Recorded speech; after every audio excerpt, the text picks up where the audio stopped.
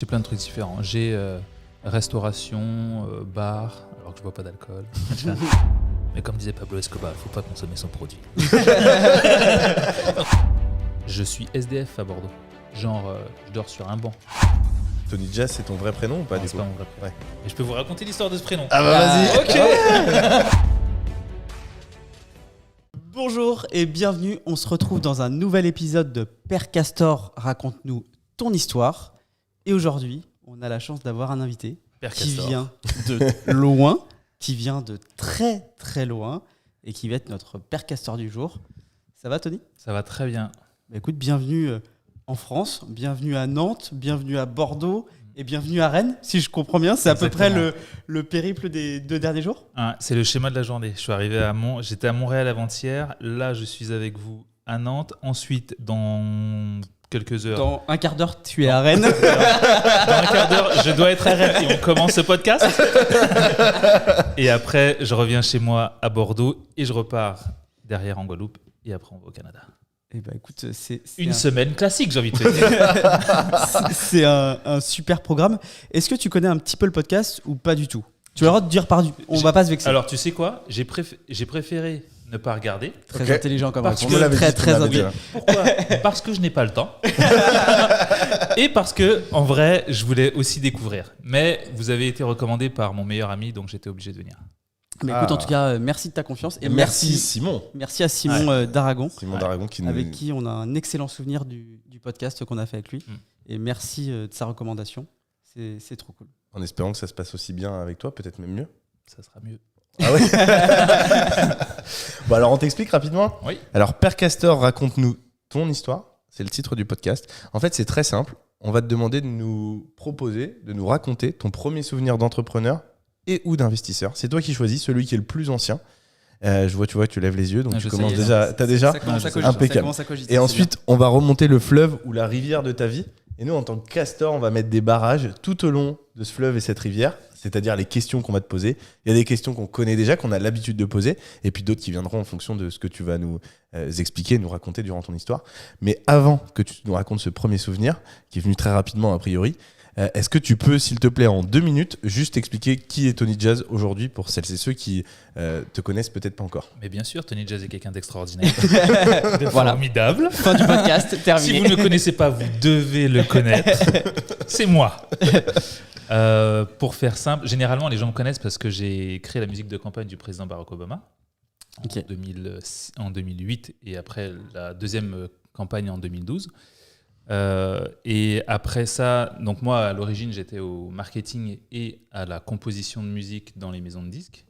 J'habitais à Montréal à l'époque, enfin full-time plutôt. Maintenant, c'est les Figlas. Voilà. Tu penseras à moi maintenant quand tu diras ça. Maintenant, cette expression, je vais la garder, je fais les glaces. Et donc, lié au marketing. Et après, je suis revenu en France. J'ai travaillé avec l'ancien Premier ministre, pour qui j'étais conseiller spécial, Alain Juppé. Ensuite, après ça, j'avais en même temps une société, une autre que j'ai développée sur le marketing de crise, qui est ma spécialité aujourd'hui. Ouais. C'est-à-dire qu'aujourd'hui, on me voit sur les réseaux donner des conseils gratos d'entrepreneurs, d'immobilier, de tout un tas de choses, parce qu'en vrai, j'ai une vie qui me permet de payer tout ça. C'est pour ça que j'ai pas de formation, ce genre de choses, parce que j'ai cette vie à côté, que je donne des conseils gratuits un peu partout.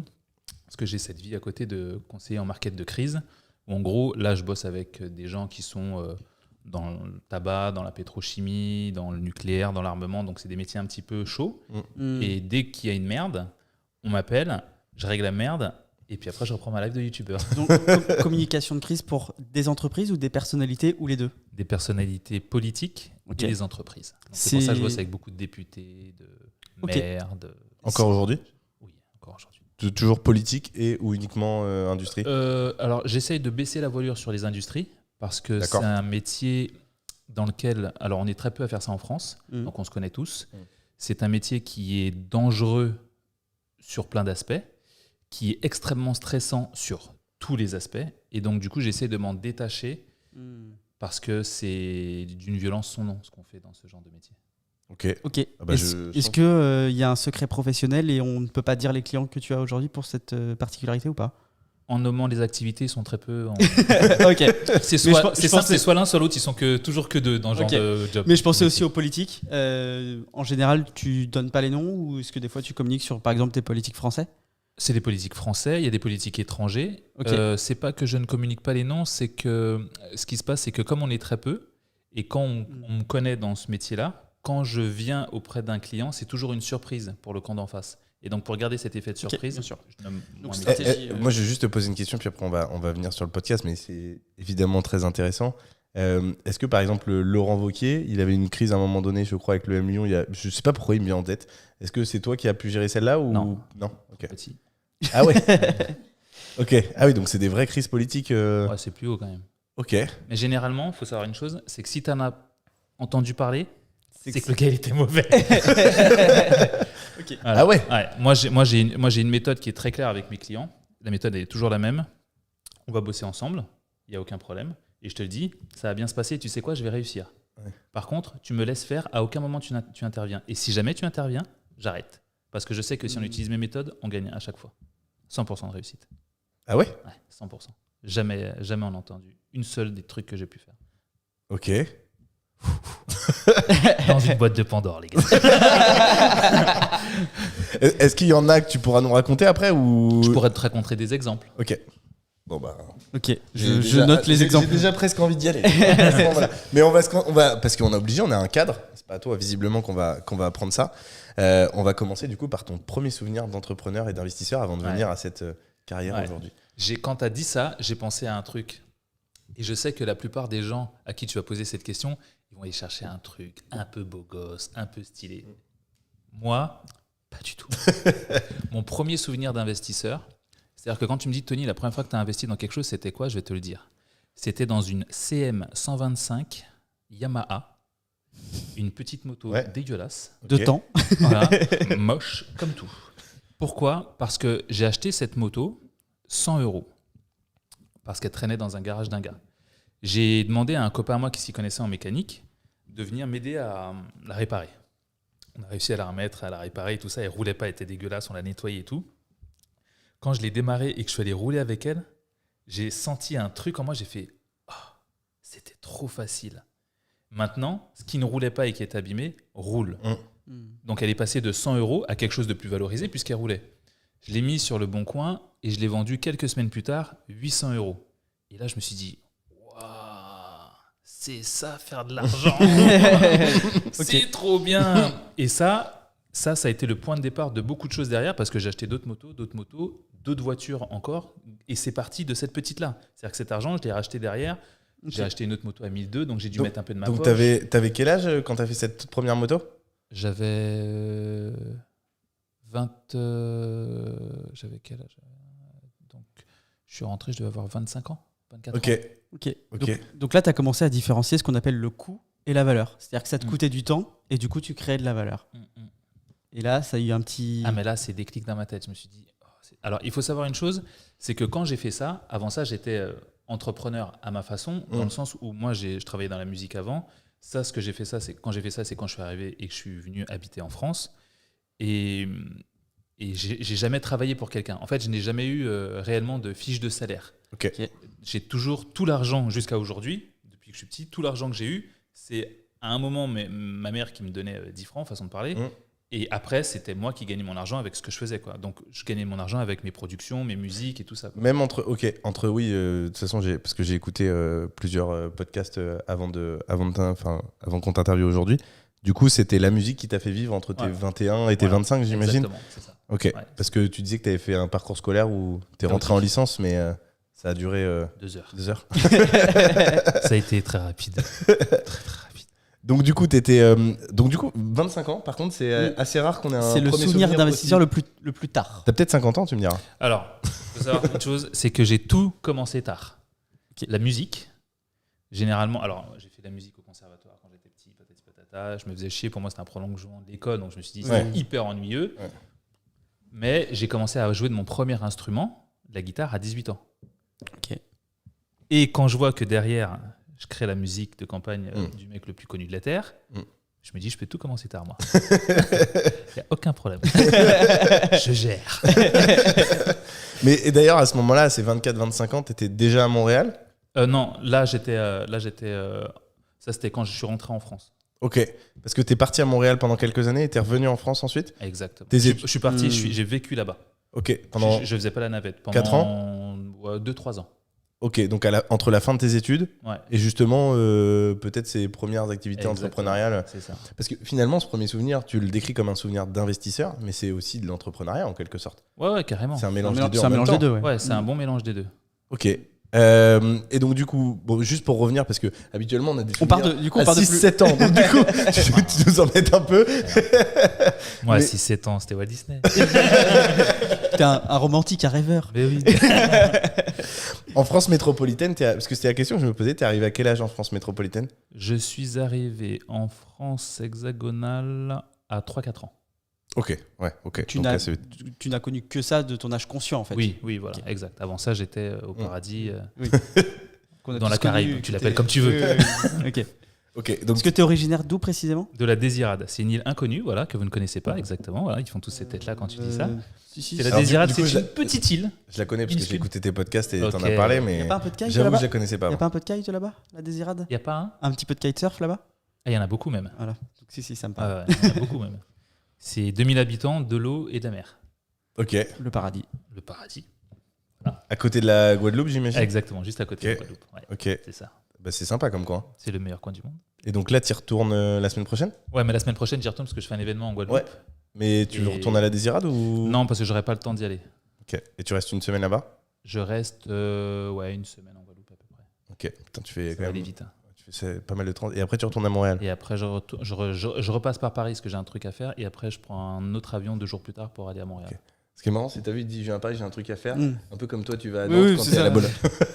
Je vais à la boulangerie. Je vais à la boulangerie. Ah bah voilà. Mais l'avion est un tramway. Ah ouais. Moi, en fait, le truc, c'est que j'ai des affaires en Guadeloupe. Tu sais, j'ai genre une garde-robe en Guadeloupe, une garde-robe Ouais. à Montréal et puis et à Bordeaux. Et donc, du coup, quand je voyage, j'ai juste mon sac à dos, quoi. Enfin, mon sac. Mm. Ouais. Donc, Et une voiture à chaque endroit? non, j'ai une voiture que ici et en Guadeloupe, mais j'en ai pas à Montréal. Parce qu'au Ok. Montréal, Uber, c'est très bien. Ok, ça marche. Bon, on essaie de retourner un petit peu plus tôt dans ta vie. C'est parti. Savoir comment est-ce que tu as débuté dans la vie. Est-ce que comment ça s'est passé déjà l'école primaire pour toi? Est-ce que tu étais un bon élève? Est-ce que tu étais un rêveur, un romantique? Est-ce que tu avais une bande de potes? Comment est-ce que tu vivais l'école primaire? Alors, l'école primaire, c'est très simple. Donc, ça commence très, très tôt. Et ça s'arrête environ au bac. Tu vas comprendre pourquoi. J'adore. Donc, de là à là, chaos. C'est quoi le chaos? Le chaos, c'est... Tu vois quand on dit que t'es pas bon à l'école. Mm. Tu vois quand on te donne ton bulletin Mm. et que tu sais que tes parents vont le recevoir et que tu transpires. Moi, j'ai transpiré à chaque fois que ce truc est parti. Les 3 mois. Voilà. Tu vois, il y a une ligne, j'avais une ligne, je m'en rappelle, il y avait les notes que tu avais. Ouais, et celle de la classe. La Celle moyenne. de moyenne. la classe, ouais. Ouais. Mais il y en avait encore une autre à droite. Des C'était meilleures la notes. pire. Non, Elle est non, pire. c'était la pire de toute la classe. Ah. Pour savoir où était ton enfant. Moi, ça correspondait à chaque fois. Tac, tac, tac, tac. Non, mais la cruauté du système. La scolaire. cruauté. C'était là genre, ah ouais, vous avez fait ça pour ou avant. Mais normalement, tous Et tu leur as dit, élèves vous peuvent emmerdez te pas. retrouver là-dedans. Vous emmerdez pas, mettez que la dernière, Ouais, on mais saura. enlevez la colonne. Laissez-moi tranquille. Et pour de vrai, vraiment, t'étais à chaque fois Ah oui, oui, systématiquement. Systématiquement. dans toutes les matières. Il n'y en avait pas une où t'étais un peu. Toutes les matières. Et tu vis ça comment? Au sport, on a tous 15, donc 15. Ouais. Oui, oui. Voilà. Et tu vis ça comment, toi, à cette époque-là? Tu t'en fous ou c'est un problème? Alors c'est ça qui est beau, et c'est une excellente question qu'on m'a posée très récemment. C'est vraiment une bonne question. Le truc, c'est que c'était ma normalité. Pour moi, il était normal d'être mauvais. Donc il n'y avait pas un truc où je le vivais mal, dans le sens où j'ai eu 12 aujourd'hui, j'ai 7. Déjà 7, c'était énorme. Ouais. Non, c'était tout le temps comme ça. Donc comme c'était ma normalité, je ne me rendais pas compte que j'étais juste mauvais à l'école. Tout ce dont je me rendais compte, c'est que l'école, c'était vraiment le dernier des trucs qui m'intéressait, quoi. Ok, c'était, comme dirait Bill Kerr, qu'on a reçu sur ce podcast, c'était ta carte du monde. C'est-à-dire que c'était ta Ouais. normalité. Ouais, c'était ça. C'était ma normalité. Ok. Exactement. Et tout ça, tu l'as fait en France, en région parisienne, si je dis pas de En France, bêtises. en région parisienne, ouais. Et donc, c'est l'équivalent école primaire, collège, lycée, c'est la même dynamique. Ah, ça n'a pas bougé. C'est-à-dire que Ok. tu as fait quoi comme bac? Qui s'appelle aujourd'hui STMG, mais qui Ok. s'appelait Ok. STT. Ok, qui était le presque un bac. Tertiaire. Ouais, c'est ça. Ok. C'est ça. Bon, t'étais pas si mauvais que ça à l'école si t'as réussi à aller en STMG. Ouais, t'as oublié le moment où ils m'ont dit bon, on a des super jobs pour toi et ça s'appelle voie de garage quoi. Ouais. On dit, Oui, les voies par défaut. T'as déjà entendu parler du CAP, Tony? Ouais, Ça, c'est ouais. des trucs qu'on m'a dit. Ok. Donc, disons que je me suis battu pour aller en STT comme certains se battent pour aller à. En S ou voilà. dans des grandes écoles. Avec le recul, comment tu l'analyses ce système scolaire et qui sont capables quelque part de mettre de côté des gens comme toi et qui après on voit ce que tu fais. C'est-à-dire que la société a fait de toi qui tu es et l'école a fait de toi quelqu'un qui ils ont pas su sentir ce potentiel. Est-ce que tu penses que c'est toi qui n'avais peut-être pas la bonne attitude ou est-ce que tu penses qu'on s'y prend pas de la bonne manière? Je pense que je ne suis pas un exemple. Alors oui, c'est-à-dire qu'on peut pas faire de ton cas une règle. Ouais. Dans le Je sens pense aussi. où j'ai été très mauvais à l'école pour des raisons que je suis allé vérifier beaucoup plus tard, qui sont qu'en fait je le suis toujours surdoué.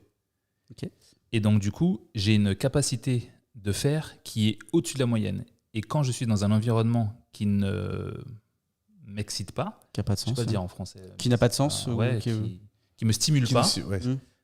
je m'éteins. Et donc, c'est exactement ce qui s'est passé. Ce qui fait qu'aujourd'hui, tout ce que je fais, je le vois avec les différentes activités que je fais. Je sais que quelqu'un, façon de parler, hein, évidemment, de normal, ne peut clairement pas faire ça. Donc, c'est pour ça que je dis que je ne suis pas un exemple. Quand tu dis surdoué, c'est t'as fait un test de quotient intellectuel Voilà, et c'est ça. t'as combien? Logique plurielle, j'en ai aucune idée, je ne me rappelle plus. Alors, pourtant, j'ai une excellente mémoire. C'est-à-dire que je pourrais vous dire... avec qui tu l'as passé? Où? Quand? Non, je pourrais te donner des détails, genre dans 5 ans, je pourrais te dire comment elle est habillée, ce qu'elle avait au pied, les bracelets, les bagues, les machins, les trucs, comment t'étais, ce que tu as au pied, la couleur de ta montre, de quel côté tu l'as mise. Je pourrais me rappeler de tout d'une précision chirurgicale. J'ai une logique imparable, je calcule beaucoup plus vite, mais tout ça fait que l'école ne va pas chercher ça. L'école, elle va te chercher à faire apprendre des choses par cœur. Et moi, le truc, c'est que si je n'y vois pas l'intérêt, je ne vais pas le faire. Ok. Donc, c'est pour ça que je dis que je ne suis pas un exemple, dans le sens où, oui, l'école pas adaptée. Aujourd'hui, on voit ce que je fais. Waouh, mais j'ai une facilité que des gens n'ont pas. Donc, tu le pressentais déjà à ce moment-là, quand tu étais petit, on disait... quand j'étais petit, j'avais plutôt l'impression d'être le dernier des ratés que... Et personne autour de toi te valorisait? Ben non, parce qu'il n'y avait pas personne matière. qui avait Il n'y avait pas matière. Bah, par exemple, je sais pas, là tu t'exprimes bien, je sais pas si c'était le cas quand t'étais plus jeune, mais du coup à table ils devaient se dire, bah attends, pourquoi Tony t'es pas bon à l'école alors que t'as des bonnes réflexions? Là je parle parce qu'on se parle là, mais moi je suis quelqu'un d'extrêmement timide, je suis hyper réservé, je parle à personne, si je te connais pas je te calcule pas. Par contre si tu viens me parler, je vais être le mec le plus cool de la Terre.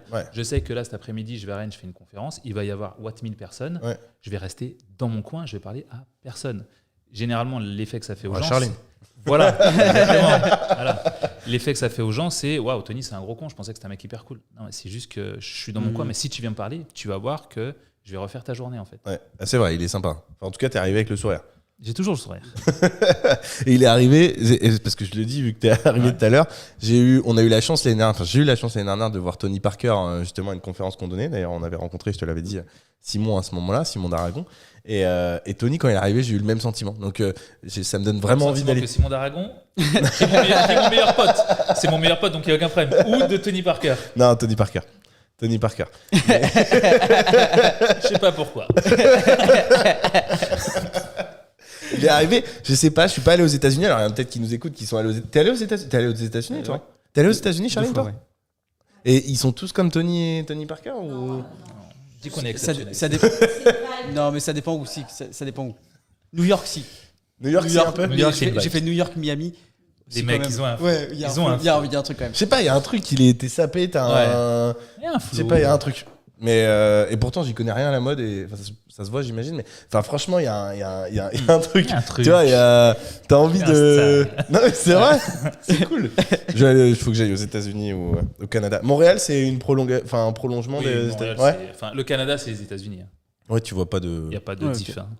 Aucune. Si ce n'est que tu y es allé, tu vois, comme quoi j'ai bien révisé mes devoirs. Tu y es allé parce que tu avais peur vu que tu maîtrisais, selon toi, pas l'anglais, puisque tu avais 5 de moyenne, tu vois. J'étais hyper mauvais. Wow. T'as fait des rushs.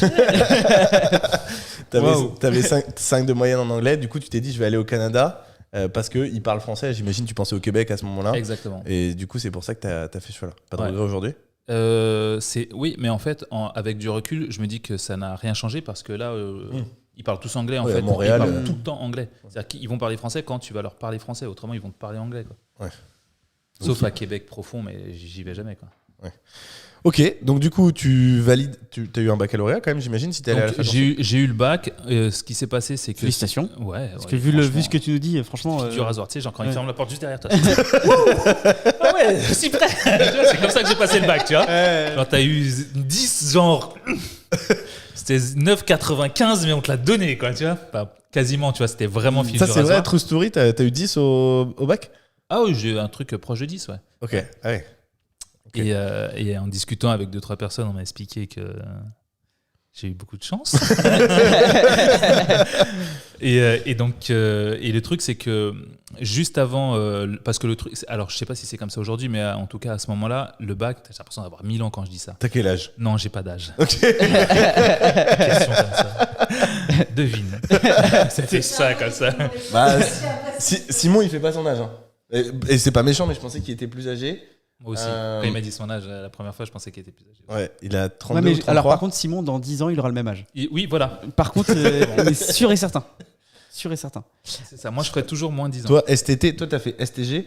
Donc ça veut dire que t'es moi, plus j'ai vieux fait, qu'Erwan. j'ai pas fait. Oui, j'ai. Oui, mais t'as j'ai fait été voir. STG. J'ai Donc été dire STT, bonjour. c'était après. Donc ça veut dire que t'es plus âgé. Donc Ouais. t'es entre 38 et 42.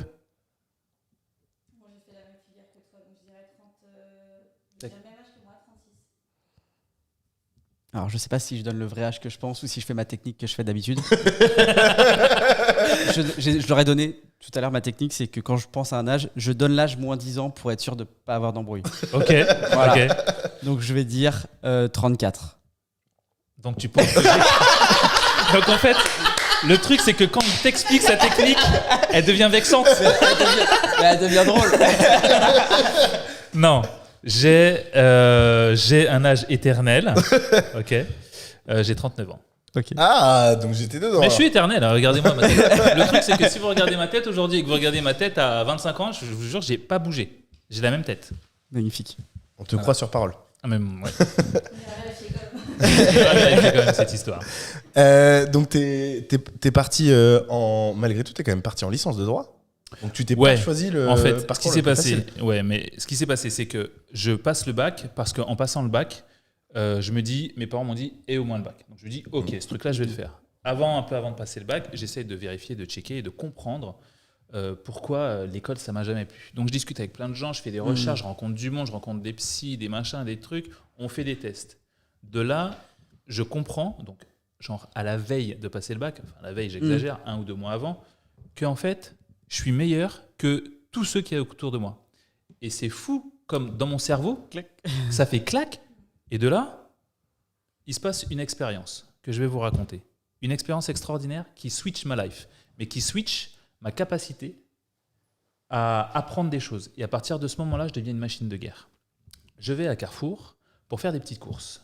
À l'époque, j'avais des CD gravés. Donc j'achète des CD à Carrefour pour graver, pour mettre ma petite musique parce que je vais me barrer en Espagne. et CDR et CDRW. tu connais CDR, c'est gravé W, tu pouvais réécrire dessus. Voilà. Rewrite, Les vrais, write. les vrais savent. Les vrais, ça, on est ensemble. Ok, les plus de 30 ans. Voilà. Et donc du coup, à ce moment-là, je vais faire mes petites courses. Je vois qu'il y a un paquet qui est ouvert, il y a une importance dans l'histoire. Je le prends, je prends juste un CD parce que j'ai pas besoin de plus. J'achète mes petits trucs et je sors du magasin. En sortant du magasin, il y a un vigile qui m'arrête et qui me dit hop hop hop, tu viens sur le côté, t'as fait un truc. Et donc il prend mes affaires, il me sort le CD, il me dit ça, tu l'as volé. Non, il le prend pas, il était à la caisse. J'ai pas pu le prendre parce que la caissière me dit il passe pas, c'est dans une boîte, donc il le laisse à la caisse. Il me rattrape, il prend le CD. C'est là où il me dit ça, tu l'as enlevé de la boîte. Je dis oui, je l'ai enlevé de la boîte. Il me dit bah tu dois payer la boîte. Je lui dis non, je dois pas payer la boîte parce que la boîte était déjà ouverte. Alors, il faut savoir que moi, ma mère elle m'a toujours appris un truc, qu'il soit plus âgé ou plus jeune que toi, il te respecte pas, tu le respectes pas. Il te parle, tu lui réponds. Y a pas de... Dans ma tête, il n'y a aucune hiérarchie. Ma hiérarchie, c'est moi. Ouais. Donc je me plie pas face à aucune autorité. Et c'est pour ça que je ne me démonte pas. mais je reste un gars timide.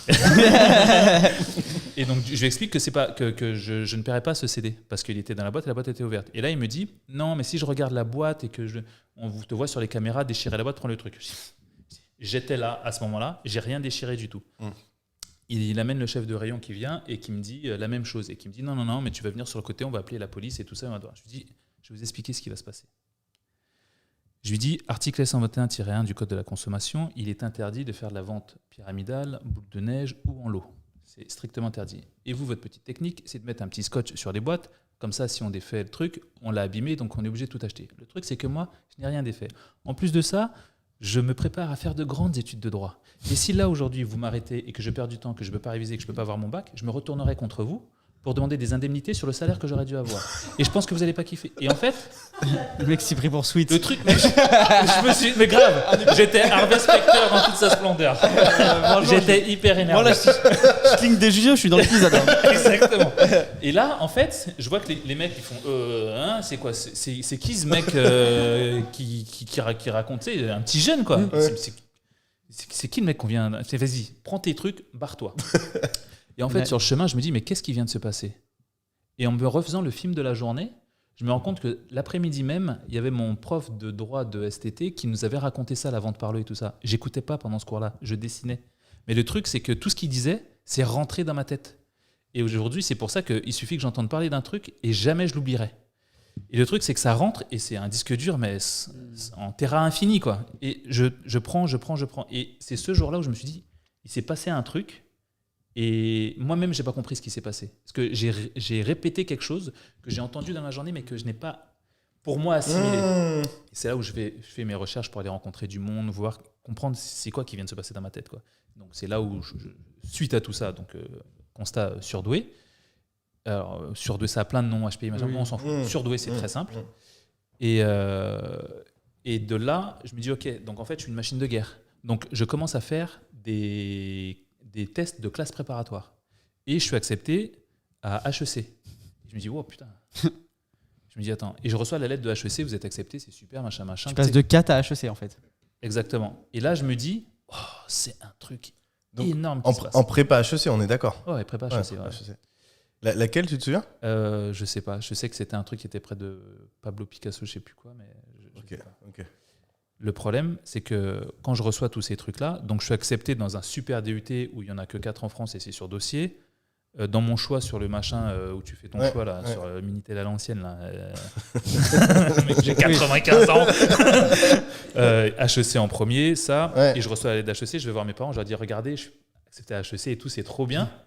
Le truc, c'est que ma mère, elle a fait des études de droit, mon père, il a fait infirmier. HEC, ils ne savent pas ce que c'est. Et donc, tu ne feras pas HEC, tu feras des études de droit comme tout le monde, parce qu'HEC, on ne connaît pas.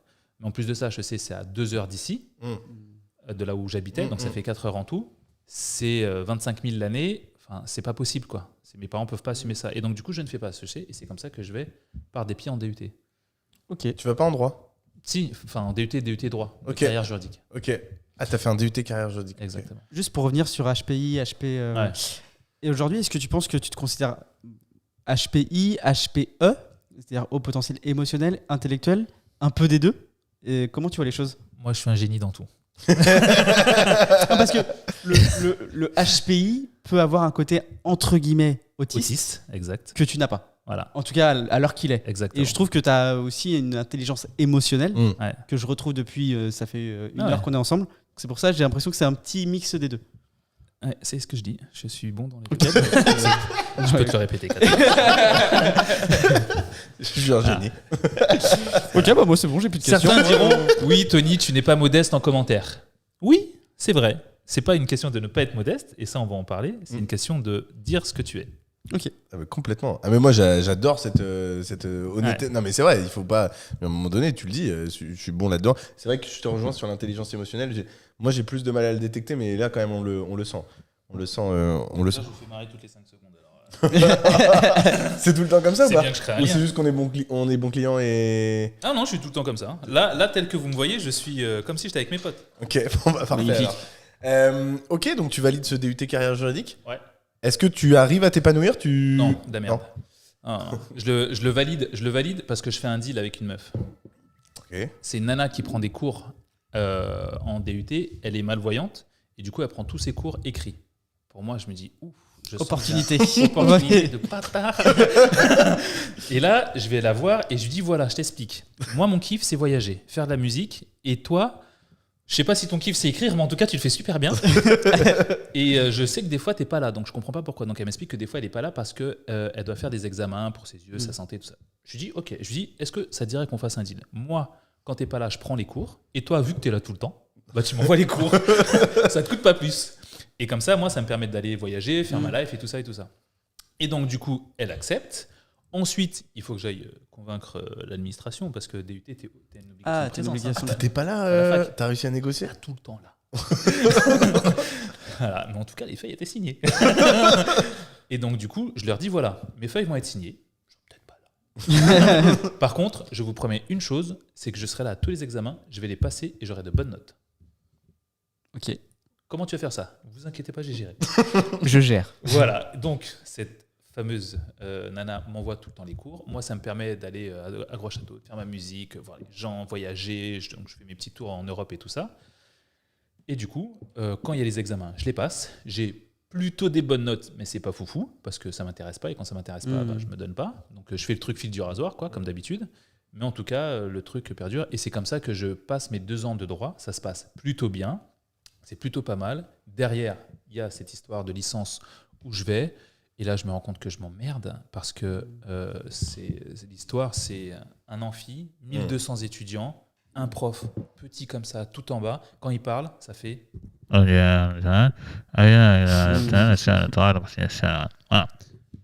pendant 4 heures. Oui. J'ai cru que j'allais mourir. Parce que je vois des gens qui notent. Et moi, je me dis, le mec, j'entends, je comprends pas le franc. Quelle langue il parle là? Et en fait, là, je me suis dit, ça, pendant combien de temps? C'est mort. Et du coup, j'ai pris mes affaires, je me suis barré. Et je suis jamais revenu. Ok. T'es parti direct à Montréal? Je suis parti genre 3 mois plus tard. Ok. Et tes J'ai parents, vendu ils toutes t'ont les dit affaires que c'est j'avais. ok, t'as eu le bac, t'as eu Ouais, le j'ai dit, ouais, DUT, j'ai fait le bac, je fais Ouais, là, DUT. c'est bon. Ouais. Le deal, il est comment là? C'est checké. Genre, j'ai fait 2 ans. Voilà. Et t'avais quand même pris cette confiance en toi parce que du coup, si t'es timide, introverti, il faut quand même psychologiquement, surtout si tes parents t'ont mis en tête qu'il fallait faire un cursus scolaire. Je te le dis en connaissance de cause parce que moi, pour le coup, je suis allé jusqu'au bout du cursus parce que bon, T'es allé après, jusqu'où? master, j'ai fait Audencia. Et du coup, je me retrouve pas mal dans ce que tu dis parce qu'il y a plusieurs fois, Erwan, on se connaissait quand j'étais encore à l'école. Plusieurs fois, lui, sa vision, c'était peut-être plutôt d'arrêter. ou en tout Je cas l'appelais, de je dis, je réfléchir. suis devant, je viens te chercher. Waouh. Non, mais en fait, je pense que j'avais tellement on m'avait tellement inculqué qu'il fallait le faire que du coup, j'étais un peu comme toi, hein, sur le fil du rasoir, sauf en classe préparatoire. Pour le coup, je me suis vraiment épanoui et là, j'ai vraiment travaillé. Épanoui. Ouais, vraiment. Non, sincèrement. Hein. Non, mais c'est beau de dire ça. Je respecte parce que c'est quelque chose dans lequel je ne me suis pas du tout épanouie. L'école, en fait, toi, t'es mon miroir aujourd'hui. Tu as dit exactement tout ce que j'ai vécu Ouais. jusqu'à la fin. Vraiment. Une souffrance. Ouais. Mais c'est pas simple, hein, le cursus scolaire de manière générale. Et puis en plus, après, la classe préparatoire, c'était très intéressant. Par contre, la suite, différente. Mais après, ce qui était bien avec l'école de commerce, c'est que pour le coup, tu peux vraiment faire autre chose à côté. Enfin, Oui. ça te demande pas une charge de travail Oui, énorme. Et j'étais un peu comme toi en DUT, tu vois. Ouais. Je faisais mes business. Alors moi, c'était Tu du faisais business à côté. Tu Toi, faisais quoi? Justement, je montais l'agence. Enfin, moi, j'ai Ah. terminé l'année dernière à l'école. Ok. Donc, du coup, je montais l'agence, j'investissais. J'ai acheté des maisons, tu vois, quand j'étais en classe préparatoire. Acheté des immeubles à côté, etc. Donc, en fait, James avait raison. Comment Non, vas-y. J'ai- C'est beau. je C'est fais- très beau. Bah, merci beaucoup. Mais du coup, je pouvais le faire à côté. Donc, ça me permettait d'accepter la situation. Et c'est pour ça que je suis allé au bout. Mais oui, je comprends que ce soit pas des plus épanouissants. C'est magnifique. Et du coup, comment on devient, on passe de la musique à la politique, à la communication. Comment tu arrives à faire tout ça? Alors, comment j'arrive à faire tout ça à l'époque, comment j'arrive à faire ce que je fais aujourd'hui, c'est une question d'ouverture d'esprit. C'est-à-dire que Tout est possible. tout est possible. Je me trouve malheureux si tu me dis, Tony, voilà, tu vas, je sais pas, remplir des bouteilles tous les jours. Et tu vas faire ça jusqu'à la fin. Tu me dis ça, tu me tues. Mais si tu me dis, tu vas remplir des bouteilles, tu vas les fabriquer, tu vas monter des escaliers, tu vas faire ci, tu vas faire ça, tu vas réparer des... Ouais, ok. Et Mais du me coup, mettre sur un monotage, c'est mort. ce qui est hyper intéressant, c'est que du coup, ça veut dire que tu as un discours où finalement le multiprenariat, si je peux l'appeler sous Ouais. cette forme-là, toi, t'es pas forcément. Est-ce qu'on peut dire aujourd'hui que t'es pas focus sur une activité, t'as toujours plusieurs activités, Oh, ouais. et pour clairement. autant, t'as une réussite qui est la tienne, Ouais. qui est quand même conséquente, on y viendra. Ouais. Donc ça veut dire que selon toi, on peut faire plusieurs choses en même temps. Selon moi, tu es obligé de faire plusieurs choses en même temps si tu veux réussir. Parce qu'imaginons que tu ne fasses que de l'immobilier et que toi, tu es très bon dans l'immobilier. Tu es genre une tête, tu sais faire les calculs, tu sais faire les trucs, tu sais trouver ta renta, tu sais faire tes trucs. Je vais t'expliquer ce qui va se passer. Je vais t'expliquer ce qui va se passer à plusieurs personnes en ce moment dans l'immobilier. Depuis quelques jours, vous entendez ce truc qui veulent raboter le LMNP là. Peut-être. Ok. Quand ils vont commencer à raboter ça sérieusement et qu'il y en a qui se sont mis pleine balle dedans, ils ont fait que ça et il n'y a que ça. Le jour où ça va changer, eux, il va falloir qu'ils disent bon, bah, comment on va gagner de l'argent maintenant puisqu'on n'a pas fait ça. Mais le mec qui a fait un petit peu de ça, un petit peu d'autre chose, et qui a vu d'autres choses, il est déjà plus ouvert et plus enclin à ce changement. Et donc, quand tu te mets que dans une seule tâche, même dans un truc, et que tu es le meilleur, tu as toutes les chances de mourir. Parce que, comme le disait Darwin, tu n'es pas axé sur l'évolution. Tu es axé sur ton truc. Et le propre de La l'investissement, croissance. c'est être capable d'évoluer et être capable de changer. L'exemple très simple, le bottin de France Télécom. Le truc avec lequel on calait des portes et on se mettait dessus qu'on était trop petit. Eux, ils se sont dit, non mais bottin, on va le faire jusqu'au bout. Jusqu'au bout. Internet est arrivé, non, on continue. Jusqu'au bout. Ils ont fait un site claqué, ils n'ont pas pris le virage.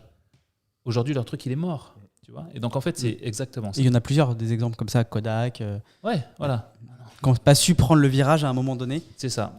Donc finalement, là où il y a un discours aujourd'hui qui est de dire quand même il faut être focus sur un sujet, Ouais, toi, c'est une bêtise. t'as tendance à dire plutôt au contraire, ouvrez-vous le champ des possibles. Ouais.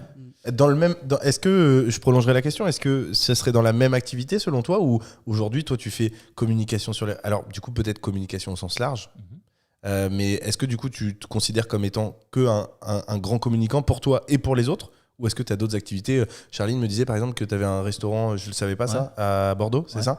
Donc tu es aussi dans d'autres business différents? J'ai plein de trucs différents. J'ai restauration, bar, alors que je bois pas d'alcool. Mais comme disait Pablo Escobar, il faut pas consommer son produit. Non, je consomme pas mon produit.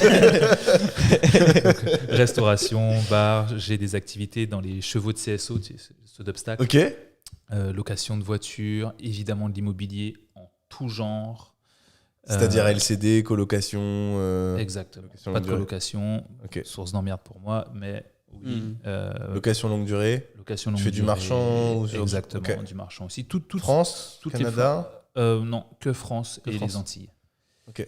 Ça, j'ai une agence personal branding, une agence où on fait des gros lancements de formation. J'ai les activités qu'on voit sur Internet, bien évidemment. J'ai une autre agence pour des influenceurs. J'ai une autre agence, qui est différente, mais sur des thématiques bien précises. Mais c'est des trucs de niche. J'ai ce que je fais sur le marketing de crise. Ouais. Et je vais m'arrêter là parce que sinon vous allez me dire, mais t'es sûr que tu fais tout?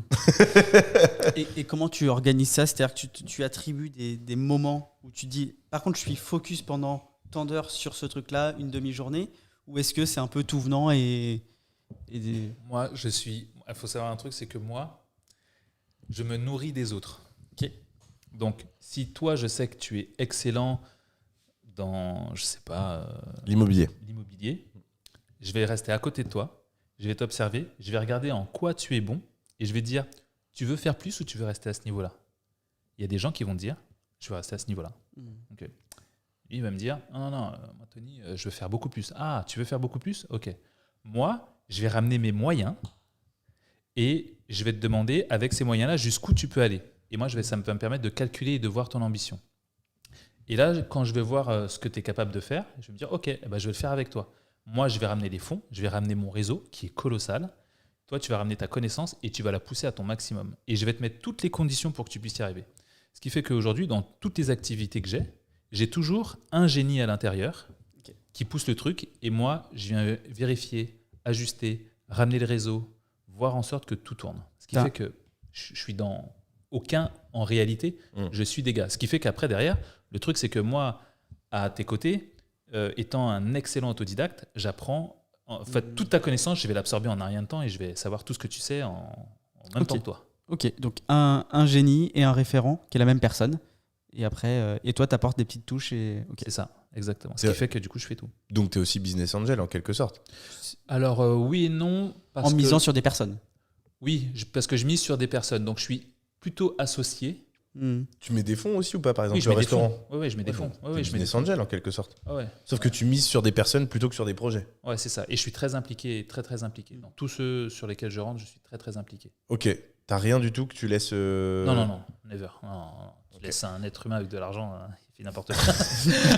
Est-ce que parmi toutes ces activités, du coup, ton activité principale, la gestion de crise, c'est toi qui le fais pour le coup? C'est Ouais, toi parce que là, il n'y a que l'acteur. moi. Ouais, là, il n'y a que moi. Mais le truc, c'est que j'essaye de vraiment de me séparer de cette activité-là. Ah oui. Tu Ah. veux d'ici Je 3 veux- ans, si on te croise, t'aimerais ne plus en faire? Ouais, d'ici moins de 3 ans quand même. Beaucoup moins de 3 ans. J'aimerais arrêter. Ah ouais. Ouais. Tu disais tout à l'heure que c'était Compliqué, dangereux. ce métier. Ouais. C'est dangereux pour ta vie, Ça peut être dangereux pour ta vie, ça peut être dangereux pour ta famille, pour ta famille, pour... Ah ouais. Bah oui. Oui, on est sur des niveaux de situation de crise qui sont à ce niveau-là. Ouais, c'est dangereux, c'est dangereux. Tu remarqueras, je ne montre jamais rien de privé dans mes stories. Je montre pas ma maison. Tu verras que si jamais je fais Ouais. des stories chez moi, tu verras jamais la fenêtre pour pas voir où j'habite. Enfin, Ah c'est... Ok. On est sur un niveau. Est-ce que complexe, du quoi. coup, j'ai une question qui me vient. Bon, tu me diras si tu veux, mais Ouais. Tony Jazz, c'est ton vrai prénom ou pas Non, du c'est coup? pas mon vrai prénom. Ouais. Ok. Non. Mais je peux vous raconter l'histoire de ce prénom. Ah bah vas-y. Ok. T'as vu comment on fait diversion? Très simple. À la fac, où je m'ennuyais, pour me motiver à y aller, je prenais des cours de musique. Hop là, pardon. T'inquiète. C'est- Exactement. C'est l'ingé son qui va être content. Je te refais ça. Donc, pour me motiver à la fac, je prenais des cours de musique. Exactement, des cours de musique jazz, enfin, mais tout un tas d'autres musiques. Et le truc, c'est que moi, j'ai un problème, c'est que j'ai une mémoire parfaite, mais absolument imparfaite pour retenir les prénoms. Donc, je suis obligé de les répéter. C'est pour ça que je me répète depuis tout à l'heure dans ma tête Amaury, pour pouvoir le retenir, parce que je sais que je peux l'oublier. Ce qui fait que, pour le coup, et c'est vrai, je n'ai pas retenu ton prénom. C'est pas grave, on t'en veut pas. Mais je sais que j'ai un problème avec ça. Et donc, le jour où je prends ces cours de musique, comme j'ai une mémoire bidon, la nana, je me rappelais, elle s'appelait Aurélie. Je prends Aurélie et j'écris Aurélie Jazz parce qu'on on devait répéter une musique jazz ensemble, quoi. Et je dis, bon, bah voilà, je t'ai mis ça sur mon téléphone parce que j'arrive pas à retenir ton prénom. Elle me dit, ah, c'est marrant parce que moi aussi, j'ai pas de mémoire. Ok. Et elle écrit Tony C'est un plan Jazz. de- c'est un plan drague, hein. Ça ressemble plus à un plan drague qu'autre chose. Mais voilà. Tu vas pas nous la faire. Voilà. Et du coup, quand elle écrit Tony Jazz, je fais, putain, c'est stylé. Et du coup, c'est resté parce qu'elle m'a appelé comme ça et puis tous mes amis m'ont appelé comme ça derrière. Donc, du coup, Ok. c'est comme Donc ça on que a ça une idée de ton prénom déjà. Ouais, Tony. Ah, c'est- Tony, c'est mon vrai prénom. Ah ouais, c'est mon vrai prénom. Voilà. Ok. Ok. Ah, c'est marrant comme. Ouais. Donc tu l'as depuis tes 20. Depuis la fac. Ok. Ouais. Je sais pas quel âge j'avais à la fac, mais ouais, depuis la fac. Tes potes t'appellent comme ça Ouais. Tout Ok. le monde. Tony Jazz. Trop bien. Ouais. Du coup, juste avant de venir sur ces situations de crise, parce que tu nous as dit que tu avais des histoires quand même et on a hâte de les connaître, tu as quand même une histoire. Alors, tu l'as déjà racontée, mais pour celles et ceux qui l'ont pas entendue, je la trouve quand même extraordinaire. Tu t'es retrouvé, du coup, à tes 25 ans, 26 ans, c'est ça, à devoir produire la musique pour la campagne de Barack Obama. Ouais. Alors, je sais plus quel âge j'avais à ce moment-là. Il suffirait de faire une Ouais. soustraction. Il suffit de retirer 13 ans, Voilà. t'as 38, donc t'avais 25. Parfait. Et Tu du vois, coup, voilà. et du coup, tu te retrouves à. Tu nous expliques comment ça se passe? Alors, ça se passe. C'est quoi de côtoyer Alors ça se passe à très ce moment-là. simplement. Ça se passe très simplement. Généralement, quand je raconte ça aujourd'hui, les gens sont là, Ouah, c'est un truc de ouf. Ou bien ils font, Ouah, ils se la racontent. Non, je l'ai fait. Ce qui se passe, c'est qu'à ce moment-là, en 2006, quand on vient me demander de faire ça, un an avant, je donnais des cours. J'habitais donc à Montréal. Je donnais des cours de français à des nanas qui étaient anglophones. Et donc moi, je leur apprenais le français. Quand je suis arrivé au Canada, je cherchais tous les petits jobs que je pouvais faire. Donc j'ai appris le français, je donnais des cours de musique, j'ai vendu des imprimantes, voilà. Fait des trucs comme ça. Et ces nanas-là, un jour, me disent, bon, bah, Tony, on va arrêter les cours avec toi, parce qu'on part aux États-Unis. On va aider un gars qui veut devenir président. Waouh, quel cool. Je sais pas qui c'est, mais je leur fais, bah, ciao, bye, quoi, puis à bientôt. Donc, il t'avait dit à ce moment-là, j'anticipe la suite, mais Barack Obama, mais personne ne le connaissait à ce moment-là. Mais non, Ok. personne ne le connaissait. Et Personne toi, ne tu n'avais connaissait. pas de notoriété par ailleurs non plus de ton Non, côté? moi j'étais un mec qui faisait de la musique, qui vendait ses prods à des gars qui faisaient de la musique. Rien de fou, quoi. Mm. Et Barack Obama, rien de fou non plus. Le mec n'est pas connu. C'est-à-dire, à l'époque, tu donnes son nom n'importe où sur Terre, on ne le connaît pas. Tu donnes son nom n'importe où aux États-Unis, on ne le connaît pas non plus. Donc il est inconnu. Et quand ces nanas viennent me voir, ils me disent on cherche quelqu'un pour faire de la musique et tout ça, ça te dirait de le faire parce qu'on sait que tu fais de la musique. Donc c'était du bricolage à l'époque, ils allaient chercher chez leurs potes, Oui. quelqu'un qui connaissait quelqu'un. Moi je connais un gars qui fait de la musique, il s'appelle Tony, il est à Montréal, là où j'habitais, je vais lui demander. Puis ça te dirait Tony, bon, moi je bossais, je fais mes trucs, je regarde le gars à la télé, je dis j'aime bien ce qu'il fait, j'aime bien son style, j'aime bien. Je me dis par contre, je sais pas s'il va gagner, parce que est-ce qu'il va pas mourir avant, parce que noir, président des États-Unis, c'est jamais fait quoi. Donc, je me dis c'est chaud pour lui quoi. Mais je me dis, je kiffe tellement le flow du gars, vas-y, je fais un truc. Et donc c'est comme ça que je compose cette musique. Mais il faut se remettre dans le contexte. 2006, 2007, avant 2008, personne ne le connaît, le mec est un inconnu. Moi, je fais ça parce que j'adore le style et que je me dis, waouh, un gars comme ça, s'il gagne, c'est super. Le mec devient président. Truc de ouf. Truc de ouf. Dans mon plan, j'avais zappé. En fait, c'est une probabilité. Et accessoirement, première puissance mondiale. Première puissance mondiale, il le fait 2 fois. Je me dis, waouh. Et le truc, c'est que moi, ça met ma carrière, mais sur une stratosphère. Une crypto. Énorme. Et là, à ce moment-là, je me dis, c'est gros. Et quand je reviens à Paris, je suis reçu par l'ambassadeur Charles Rifkin à Paris, qui se prend d'amitié pour moi. Il me kiffe, il me présente tous ses potes. Ses potes, c'est que des restas. C'est Jodie Foster, c'est le président de la Warner, c'est... comment il s'appelle ce réalisateur avec des petites lunettes vieux qui s'est marié avec sa fille asiatique là. J'allais dire James Cameron, mais c'est pas Non. lui. Steven Spielberg. Non, il s'est marié avec sa fille. Il est complètement un peu barré. Tout petit, avec sa fille asiatique là, qu'il a adoptée. C'est vrai. Non. Ok, je sais plus comment il s'appelle. Bref, mais c'est une star, tout le monde l'adule. Bref, Ok. il me présente tous ces gens-là. Et moi, ma vie, elle prend un tournant énorme. Mon réseau, il s'ouvre. Tu changes de sphère là. Je change totalement de sphère. Quand je reviens, donc du coup, après, j'habitais à Bordeaux en même temps. Donc le maire de Bordeaux est aussi Premier ministre. À l'époque, Alain Juppé. Donc forcément, ce petit gars qui crée des boîtes, qui fait des trucs, qui est vu par tout le monde, qui passe dans toutes les télés, viens là, montre-moi ce que tu sais faire et fais des trucs avec moi. Donc c'est comme ça que j'arrive à politique. ses côtés et en politique. C'est comme ça que derrière, mon réseau il s'ouvre encore plus, parce que c'est certainement le mec qui a le plus de réseau en France. Et donc là, c'est... Et là, à partir de 25-26 ans, ta vie en l'espace de 2 ans, mais un changement complet. Elle explose, exactement. Elle explose. Mais il faut se dire que ça ne se fait pas sans peine. Hein. Un truc que je ne disais jamais en interview avant, que je vais dire là, mais que je ne disais jamais, que je n'ai jamais dit pendant des années. C'est une exclue alors. C'était une exclue parce que je l'ai dit à la télé il y a quelques temps et je le dis de plus en plus en interview, mais je le cache. C'est pas que je le cachais, c'est que je ne voulais pas faire ça pour vendre ou je ne voulais pas faire ça pour faire du buzz, parce que déjà je ne vends rien et parce que j'aime pas les trucs un peu ascensionnels, machin. Bien sûr. Mais avant qu'il y ait toute cette histoire de Barack Obama, entre le moment où je fais Barack Obama et le moment où j'arrive en France, et j'arrive notamment à Bordeaux, je suis SDF à Bordeaux. Mais pas SDF, genre je dors chez des potes. Le SDF, je dors sur un banc, avec dans le froid. 9 décembre 2009, 1 an après l'élection de Barack Obama. Donc, je me retrouve sur un banc à Bordeaux, porte de Bourgogne, qui est le plein centre de Bordeaux, à dormir sur un banc et à me dire qu'est-ce qui se passe. Et pourquoi ? Suite de mauvais choix. Suite et enchaînement boule de neige de mauvais choix, tu te retrouves à la rue comme ça. Hein. Pas genre, tu sens le... Comme ça. Donc, T'avais pas tes parents Mes parents, ma mère est en Guadeloupe, mon père est à Paris. Je suis en train de construire toute une vie à Bordeaux. Le 9 décembre 2009, c'est aussi le jour où je reçois mon cabis. Donc, je deviens SDF le jour où je reçois mon cabis. Et entrepreneur. Voilà. C'est ça l'entrepreneuriat. C'est un petit goût de merde. Tu vois.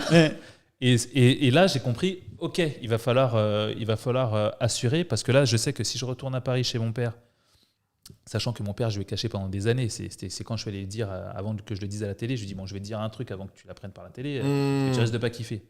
Et donc, il me dit, mais pourquoi t'es pas revenu ? Et en fait, la raison, elle est simple, c'est que je suis quelqu'un de très rationnel. Je sais que si je retourne à Paris, tout ce que je suis en train de construire ne va pas se construire. Donc, je reste à Bordeaux, je force, je ferai ce que je peux. Mais je me le dis ça à moi-même à cette époque-là. Et j'y arrive, je m'en sors, je fais ça bien. Et Juppé et autres arrivent bien plus tard. Et tu restes combien de temps dans la rue ? Environ 3-4 mois. Vraiment 3-4 quand même. mois, dormir Dehors. tous les jours. Tous les jours. Dehors. Les nuits, c'est un enfer. Les nuits, c'est pas un enfer. Les nuits, c'est parce que l'enfer, il fait chaud. Je te dis ça parce que c'est en plein hiver. Il fait froid, il y a du bruit. Et ouais, il fait froid et il y a du bruit. Et ça, Des bruits bizarres. Ouais, et ça, c'est le vrai truc. Ce qui T'as se peur passe- ou pas quand tu dors dans la rue? Non, parce que. Alors, j'ai pas peur pour moi ni pour ma vie. Ouais, je me sens pas en danger, ni moi pour une raison simple, c'est que j'étais champion de boxe quand j'étais jeune. Ah bah tu nous l'as pas dit ça. Tu sais, j'ai fait plein de choses. et donc, du coup, ça Boxe va. anglaise? Non, boxe française. Ok, française. Et après Ok. kickboxing. Et donc, en fait, je me dis, ça va dans le sens où j'ai pas peur pour ma vie. Mais ce qui se passe, c'est qu'à ce moment-là, je suis dans une pépinière d'entreprise. La pépinière, elle ferme la nuit. Et tu vas la journée? Donc, j'y vais la journée. J'arrive avant tout le monde. Parce que moi, je suis réveillé, t'imagines bien, avant tout Ouais, le monde. ouais. Parce que le froid te réveille un peu plus tôt. Le soir, je Tu pars prends une douche où? Enfin, ils dans ont... les toilettes handicapées. Moi, je prends des douches. Je suis comme un sous-neuf. Tu me donnes un lavabo. Je suis un lavabo, un chut là pour les mains. Là, je suis refait. Le papier toilette, c'est juste une horreur quand tu t'essuies avec parce qu'il Ouais, boulotte. ouais. Je connais tous les trucs. Ah, tu t'essuies avec le papier toilette et tout? J'ai pas de serviette. Et je de peux pas ouf. mouiller mes vêtements. J'ai pas de quoi les sécher. Personne J'ai l'a pas- vu à la pépinière d'entreprise. Comme une lettre à la poste. Ce qui s'est passé un jour, c'est qu'un jour, il y a mon associé qui est rentré dans le bureau et qui m'a vu dormir sur les cartons. Il me dit: qu'est-ce que tu fais là? Je dis rien, j'avais un peu sommeil. En fait, c'est juste que j'étais crevé, quoi. Parce qu'à force. Bien sûr. Bah tu m'étonnes, parce que tu dors pas, j'imagine, de la même Non. manière que dans un lit. Non, tu dors très très mal. Ouais. Sur un monde comme ça, tu dors très très Et t'es mal. pas tombé dans l'alcool, enfin Non, parce que déjà, je suis pas quelqu'un qui boit. Ouais. La drogue, ça me dit rien. Et comme j'ai ce côté dans ma tête où je vais être maître de tout ce que je fais, c'est pour ça non plus que je prends pas de substance. Pour être toujours très. Tu côtoies d'autres aware. personnes dans la rue ou J'en croise 2-3. Je comprends un truc, c'est que pour se retrouver dans la rue, il faut avoir fait une suite de mauvais choix. Parce qu'on se raconte nos histoires comme des taulards. Pourquoi t'es là? Tu vois ce que je veux dire? Le truc, c'est que moi, dans ma tête, j'ai toujours eu ce truc d'entourage et je me dis, c'est bête, hein, mais mon cercle, il est grand comme ça. Et si je vois que te côtoyer, ça peut faire baisser mon niveau, je ne vais pas te côtoyer. Et je sens qu'il ne faut pas que je me rapproche d'eux parce que ça va me faire baisser de niveau. Je pourrais être très empathique envers eux, hein, mais je ne veux pas. Moi, je ne vais pas te côtoyer parce que je sais que... Par contre, si je te vois toi et je me dis, oh, toi, t'es super cool, t'es super présent, t'es super sympa, et en te côtoyant, je peux apprendre des choses, donc inconsciemment aussi, je vais monter de niveau, ok, je vais te côtoyer. Certains vont dire, ah, mais c'est pas bien, non, mais faites ça dans vos vies elles vont changer. Oui, puis Et donc, c'est dans pour ta ça que tête, je me côtoie pas. T'es de passage. Ouais, moi, À dans cet ma endroit-là. tête, je sais que, ok, rite de passage, il faut que je passe ce rite de passage. Est-ce que tu penses que cette expérience aujourd'hui, elle t'aide? Elle fait la personne que tu es aujourd'hui? Elle t'aide dans certaines décisions, dans certains choix? 100%. La majorité des choix que je fais aujourd'hui, je les fais en repensant, pas forcément à cette époque, mais en repensant aux mauvais choix que j'ai pu faire. Donc du coup, ça, c'est vraiment le premier truc. Et la deuxième chose, c'est l'être humain que ça a fait de moi aujourd'hui. L'être humain qui s'en fout de savoir de ce que les autres vont penser. Parce que je peux t'assurer que quand tu es dans la rue et que tout le monde te regarde comme une pauvre merde et t'adresse pas la parole et te dit même pas un bonjour, je te jure que ça te fend le cœur. Et quand tu as quelqu'un, une jeune fille ou un gars qui passe et qui dit juste bonjour, mais ta journée, elle prend un revers extraordinaire. Vous voyez quelqu'un dans la rue qui vous demande des pièces, dites-lui juste bonjour, je vous jure que sa journée, elle change. Un sourire et un bonjour. Un sourire, un bonjour, mais vraiment pas, même pas parce que tu d'oseille. étais occupé la semaine, mais la pépinière d'entreprise, elle était ouverte tous les jours? Tous les jours, ouais. Ok. Le week-end. Ouais, c'est ce que j'allais dire. Du coup, samedi, dimanche, tu faisais quoi? Bah, samedi, dimanche, c'était compliqué. T'attendais comme Attends, ça toute la toute journée la que le semaine. temps... Ouais. Parce qu'en fait, il y avait une possibilité de rentrer, mais c'était compliqué, donc compliqué. Et tu voyais personne, pas d'amis, rien? Personne n'était au courant de ta situation? Non, parce que déjà, j'ai jamais eu beaucoup d'amis autour de moi. Personne n'a été au courant de cette situation, sauf une personne qui l'a remarqué. Une personne avec qui j'avais rendez-vous un jour, c'est l'ange gardien qui est arrivé dans ma vie. J'avais un rendez-vous un rendez-vous très tard le soir, et cette nana arrive assez tard à mon bureau. Et elle me dit, donc elle arrive assez tard, et moi je vois qu'elle n'arrive pas, donc je me dis bon, peut-être qu'elle va pas venir. Donc je commence à m'habiller, à me chauffer. En fait, je mettais des couches. Et j'avais mon sac dans mon bureau, comme s'il était là. Et donc, t'imagines un gros sac de sport avec mes affaires. Et donc, je commence à m'habiller. Hein, et je vois et elle arrive. Donc, je referme juste le truc de mon sac, puis je me remets bien. Et puis, elle arrive, et puis on fait le rendez-vous. Et je ne sais pas pourquoi, mais c'est là où tu vois que tu as des gens qui ont un don extraordinaire. Et je vois qu'elle arrive dans la pièce, on discute. Et donc, c'est comme si elle était au niveau où tu es. Et elle regarde le sac, puis elle revient sur moi. Et à la fin du rendez-vous, elle me dit... qu'est-ce que tu fais ce week-end et ce soir? Je lui dis, bah, rien de spécial. Et elle me dit, bah, si tu veux, je pars à l'île de Ré avec mon mari et mes enfants et j'ai personne pour le chat, pour nourrir le chat. Est-ce que ça te dirait de venir à la maison pour nourrir le chat? Et je comprends en un instant que cette femme, elle a compris ce qui se passait. Quelle élégance. Waouh. Et la détresse dans laquelle j'étais. Et moi, pour te dire, si tu me demandes, mais moi, je suis le mec qui va jamais te... Je veux pas d'aide. Je veux pas d'aide. Mais elle a fait ça avec une finesse extraordinaire. Je me dis, oh mon Dieu, l'ange gardien. Je lui dis, j'accepte avec grand plaisir. Et elle me dit, bon, ben, prends tes affaires, puis on va à la maison. Et on est allé chez elle. Elle m'a présenté son mari, qui est un homme extraordinaire, son fils, qui est devenu mon meilleur pote. Elle m'a donné les clés de chez elle le premier soir. Simon ? Non, un autre pote. Ça aurait été fou comme histoire. Ouais, ça aurait été incroyable. C'était Simon Dragon. Elle me donne les clés de chez elle. Elle ne me connaît ni d'Ève ni d'Adam. Hein. Et elle me dit, eh ben, tiens, voilà, tu viens à la maison et puis tu es chez toi, nous on part demain et puis tu restes autant de temps que tu veux. Le truc, c'est que je l'avais oublié, cette femme. Parce que plus tard, je lui dis, mais pourquoi tu m'as aidé ? Ça m'intéresse, tu vois. Pourquoi on a tous un bon fond de... Oui. tu vois, pourquoi tu m'as aidé ? Pourquoi moi ? Et en fait, il s'avère que je l'avais rencontré, je sais pas, j'ai envie de dire 8 mois avant ou bien plus tôt avant, je sais pas combien de temps avant. Et je l'avais rencontré à une soirée de networking de je sais pas quoi. Elle était avec une jeune fille qui était en galère, qui trouvait pas de job. Et elle était venue me voir en mode, tiens, tu connais quelqu'un qui pourrait s'essayer ? Mais je la connaissais ni d'elle. Je lui dis, cette fille, non, mais qu'est-ce qu'elle veut ? Elle cherche un job là. Ok. Et je lui donne un numéro, je lui dis, appelle ce gars-là de ma part. Et le lendemain, elle a trouvé un job. Et elle m'a dit, parce que la dernière fois que je suis venu te demander un service, tu m'avais aidé, notamment. Et elle m'a rappelé cette histoire. Je lui dis, ah, c'était toi, cette femme. Mais je l'ai croisée, quoi, tu vois. Tu sais à quoi ça me fait penser ? Ouais, ça me fait penser à plein de choses, moi. Mais Moi, ça me fait penser à l'histoire des Tic Tac avec will.i.am.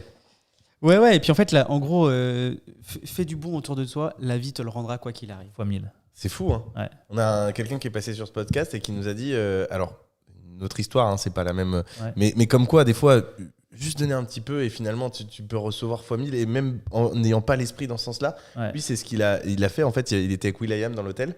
Et bon, je vais pas t'apprendre qui c'est, j'imagine. Et du coup, will.i.am avait pas sa carte de l'hôtel pour payer des Tic Tac. Ok. Et du coup, lui, il voit la will.i.am et il lui dit, bah, vas-y, je te paye les Tic Tac, t'inquiète, t'as pas ta carte. Il pouvait pas payer en liquide ou ni avec sa carte bleue. Et en fait, il paye les Tic Tac et will.i.am s'en était souvenu. Ils se sont vus 3 jours après dans une boîte de nuit. Et lui, il était avec des filles à table et il a dit, ouais, je suis le chorégraphe de will.i.am. Et la fille lui a dit, bah, va demander à will.i.am qui vienne nous dire que t'es son chorégraphe, si vraiment t'es son chorégraphe. Et ils sont allés le voir et will.i.am est venu et il a dit, c'est les 2 meilleurs chorégraphes que j'ai eu dans ma vie. Et il les a checkés. Et ils ont passé la meilleure soirée de leur vie. Ah, tu m'étonnes. Donc des fois, tu fais un petit truc et ça peut être game changer pour la suite. Hein. Exactement. Ouais, c'est exactement ça. Donc tu passes de top of the world, je sais pas si c'est le terme, mais c'est-à-dire que j'imagine que Barack Obama, quand il était élu, t'étais plus ou moins loin. J'étais très loin. Oui, je l'ai jamais vu. Hein. Ok, tu l'as jamais vu. Jamais approché. Il sait que c'est toi ou pas qui a fait la musique? Je pense que oui. Ok. Mais il faut savoir qu'il y a plein de gens qui ont bossé avec lui et qui ont été avec lui, mais qui ne l'ont jamais côtoyé, jamais même croisé. Si on tape musique Barack Obama 2008, normalement tu tombes sur moi. Ok. Tu tombes beaucoup sur moi. Donc tu l'as fait pour les 2 campagnes. Ouais, 2012-2008. Ouais. Okay. Il a demandé à ce que ça soit toi de nouveau en 2012? Oh, c'était la même Non, équipe. c'est la même équipe. Ouais, c'est la même équipe qui. parce que t'imagines bien que lui, même les feuilles, les stylos, il gère pas tout ça. Ok. Donc, je dis pas que la musique c'est les feuilles et les stylos, mais par rapport au truc qu'il gère, Ok. je délègue. Et du coup, t'arrives à Bordeaux, tu reviens après cette histoire folle. Ouais. Tu fais des télés, tu disais, partout dans le monde. Ouais, ça c'est après l'histoire SDF. Hein. Ok. Oui, c'est avant l'histoire. Les télés, c'est après. Ah, les télés c'est bien après. Ouais. Ah d'accord. Ah Je ouais. crois que tu l'avais fait Pourquoi juste après. En fait, le truc c'est que quand je fais cette musique en 2008, nul n'est prophète dans son pays, comme disait Bob Marley. Personne n'en entend parler. Personne ne sait ça. En fait, les Français me découvrent et le buzz à la télé se fait quand je refais la musique en 2012 et que du coup ils disent « Ah, mais c'est le gars aussi qui avait fait la musique en 2008 ». Ok. Oui, les Français, vous vous réveillez un peu tard, mais oui. Ok. Ok, et là ça t'a fait partir. Donc en fait, t'as connu cette difficulté en 2008, mais du coup, t'avais pas connu vraiment la lumière en fait. Enfin, entre guillemets, si la popularité, tu l'avais pas en 2008 quand t'es allé dans la. Je l'avais un peu, mais c'était très concentré américain. Ok. Tu vois. T'as fait quelques télés américaines? Non, aucune télé. Même pas. Mais juste que On savait que c'était toi. Quand on sait que c'est toi, bah, t'as plus de prod, t'as plus de commandes, t'as plus de trucs, quoi. Tu vois. Oui. Mais rien de plus. Et après, moi, je retourne en France. Aux États-Unis, quand tu n'es pas là ou que tu pars trop longtemps, tu fais plus partie des murs, on ne te calcule plus. Ok. Donc, tu vois, c'est ça. Et du coup, tu es revenu en France. Il s'est passé cette histoire. Voilà. Tu as lancé ton entreprise. En même temps, C'était une entreprise sur quoi? je faisais de la musique pour les entreprises. Elle continue encore aujourd'hui? Non, je l'ai fermé il y a bien longtemps. Ok. Et du coup, tu as été amené à discuter avec Alain Juppé dans la foulée, c'est ça? Exactement. En fait, juste avant, dans ce même entrefait de Barack Obama qui est élu en 2012, Ouais. là, c'est là où on entend beaucoup parler de moi. Ok. La municipale de Bordeaux, où Alain Juppé se représente à sa ville, c'est Ouais. 2014 ou 2013. Ouais. Et donc, c'est à ce moment-là que je rentre avec lui. Parce que je fais les télés, tout le monde en entend parler, donc lui aussi. Ouais. La municipale, c'est juste derrière. Toi, viens ici, j'aurai besoin de toi. Ok. Quelqu'un t'a appelé de son bureau, t'es allé avec lui Sa dans le secrétaire bureau. m'a appelé et elle m'a dit bonjour, je vous passe monsieur Alain Juppé. Waouh, ils ont mon numéro. La proximité n'est pas la même, par Ouais, contre. c'est clair. On sent que c'est français, quoi. Ah ouais. Bon, on vous le passe. Voilà, on vous le passe. C'est comme ça que c'est Et passé. là, il t'a dit, viens me voir au bureau. Il m'a dit viens tout de suite. Et donc, quand il t'appelle, il te dit viens tout de suite. T'as des Tu y choses vas. à faire, tu viens tout de suite. Il y a des rendez-vous qui Il sont. y a des rendez-vous qui s'annulent tous. Et du coup, t'es arrivé directement là-bas et tu t'es mis à faire du conseil pour les crises des politiciens à ce Alors, moment-là ou non, tu le ça, faisais c'est- déjà en... Non, ça s'est pas fait tout de suite. En fait, c'est une activité que j'avais déjà plus ou moins, qui se développait plutôt bien, mais c'était embryonnaire. Je faisais ça dans le sens où j'y arrivais bien.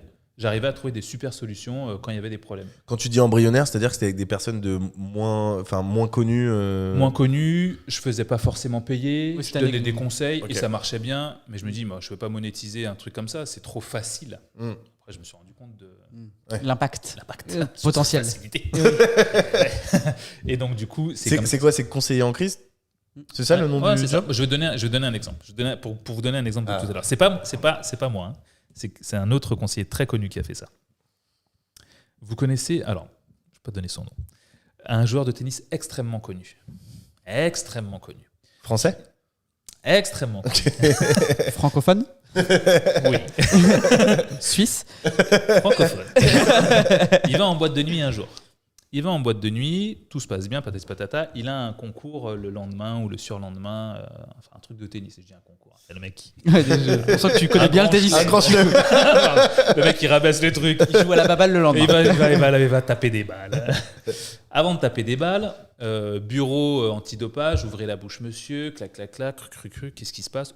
Cocaïne.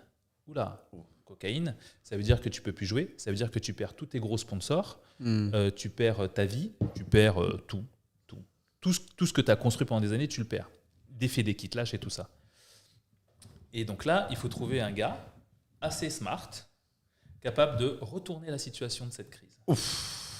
Et autant dire que quand tu as été pris avec de la cocaïne, c'est quasiment impossible. C'est-à-dire tu l'as dans le sang, tu l'as pris. Okay, mais le conseiller dit, on va essayer de faire des tests. Et il va voir des scientifiques et il dit, vous les scientifiques, est-ce que vous pouvez attester que si jamais mon client a embrassé une fille qui avait pris de la cocaïne, il peut en avoir dans le sang? Le scientifique, il dit, oui, bien sûr. Vous pouvez l'écrire? Oui. Et il atteste que ça peut arriver. Maintenant, le conseiller, il faut juste qu'il trouve une femme capable d'accepter, de dire que c'est elle qui a pris de la cocaïne et qui a embrassé ce cher monsieur dans la boîte de nuit. Et il retrouve cette femme. Oh. Peut-être parce qu'elle a existé ou peut-être parce qu'elle n'a pas existé. Ou peut-être qu'elle était d'accord pour attester que c'était elle. Ouais. Je ne sais pas si elle a pris beaucoup d'argent pour ça ou elle était juste, c'était bien elle et qu'avec un grand élan de charité pour éviter que cet homme ne détruise sa vie, elle a envie de donner son nom et sa tête pour dire oui, c'était bien moi. Et donc cette femme accepte. Ce papier de scientifique accepte que c'est plausible et donc du coup il recontinue sa carrière et puis personne n'en entend parler, tout va bien. Magnifique. C'est énorme. Tellement facile quand on écrit l'histoire. Voilà, c'est ce genre de Oui, choses. c'est vrai. A posteriori, tu dis bah oui, mais j'aurais Oh, fait ouais, pareil. toute logique. Combien de nanas on a embrassé en boîte Bien Et surtout sûr. que tu dois être un tennisman, j'imagine, marié avec des enfants, donc il faut accepter. Ouais. Donc, Mais choisis. Tu Ouais, veux, ouais, tu veux accepter ouais. qu'on dise que tu as peut-être embrassé une nana dans Ouais. une boîte de nuit ou tu veux perdre toute ta vie. Ouais. Ah ouais, c'est des. Oui, là, c'est crise ouf. C'est ce genre de choses. Et pour des entreprises style pétrolière, ça peut être quel type de crise à gérer? Alors, je vais qu'on peut te dire- donner, je qu'on vais peut te donner dire. l'équivalent avec des secteurs que je ne touche pas. C'est plus simple. Ok. Comme les produits laitiers. Ok. C'est tout mignon, c'est tout joli, c'est hyper sympa.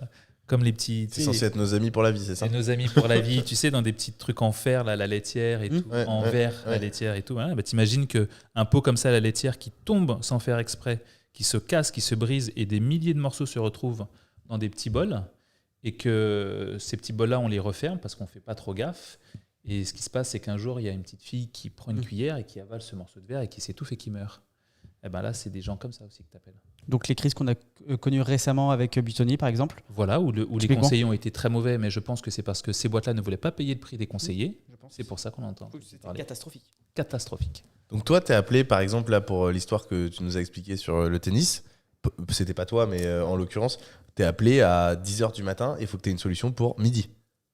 Ouais, t'es appelé à 10h du matin, il faut que tu aies une solution pour midi hier.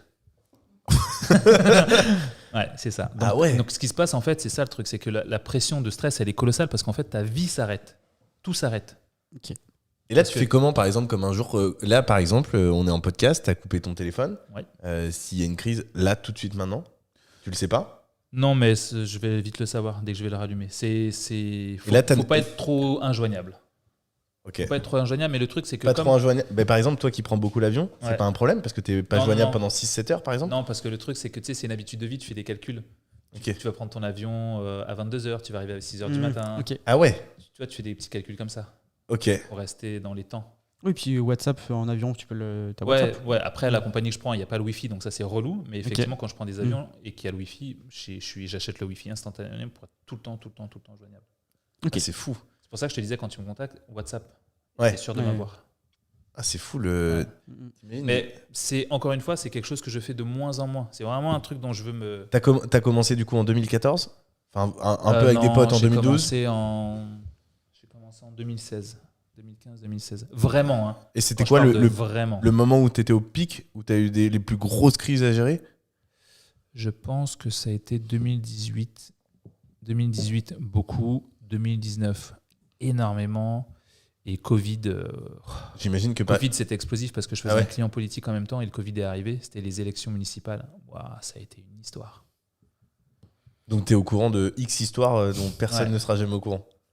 Ça, c'est trop cool. Ouais. T'as des histoires que tu penses. Parce que par exemple, l'histoire là, en l'occurrence de ce tennisman, ça l'aurait impacté lui. Ouais. Est-ce qu'il y a des histoires que t'as fait, tu vas pas nous raconter, j'imagine, mais qui auraient pu changer le monde, genre des résultats politiques ou ce genre de choses? Qui auraient pu impacter au global ou la France? Oui, parce que. Alors, oui et non. Parce que les entreprises, avec certaines entreprises que je côtoie, il y a des risques étatiques.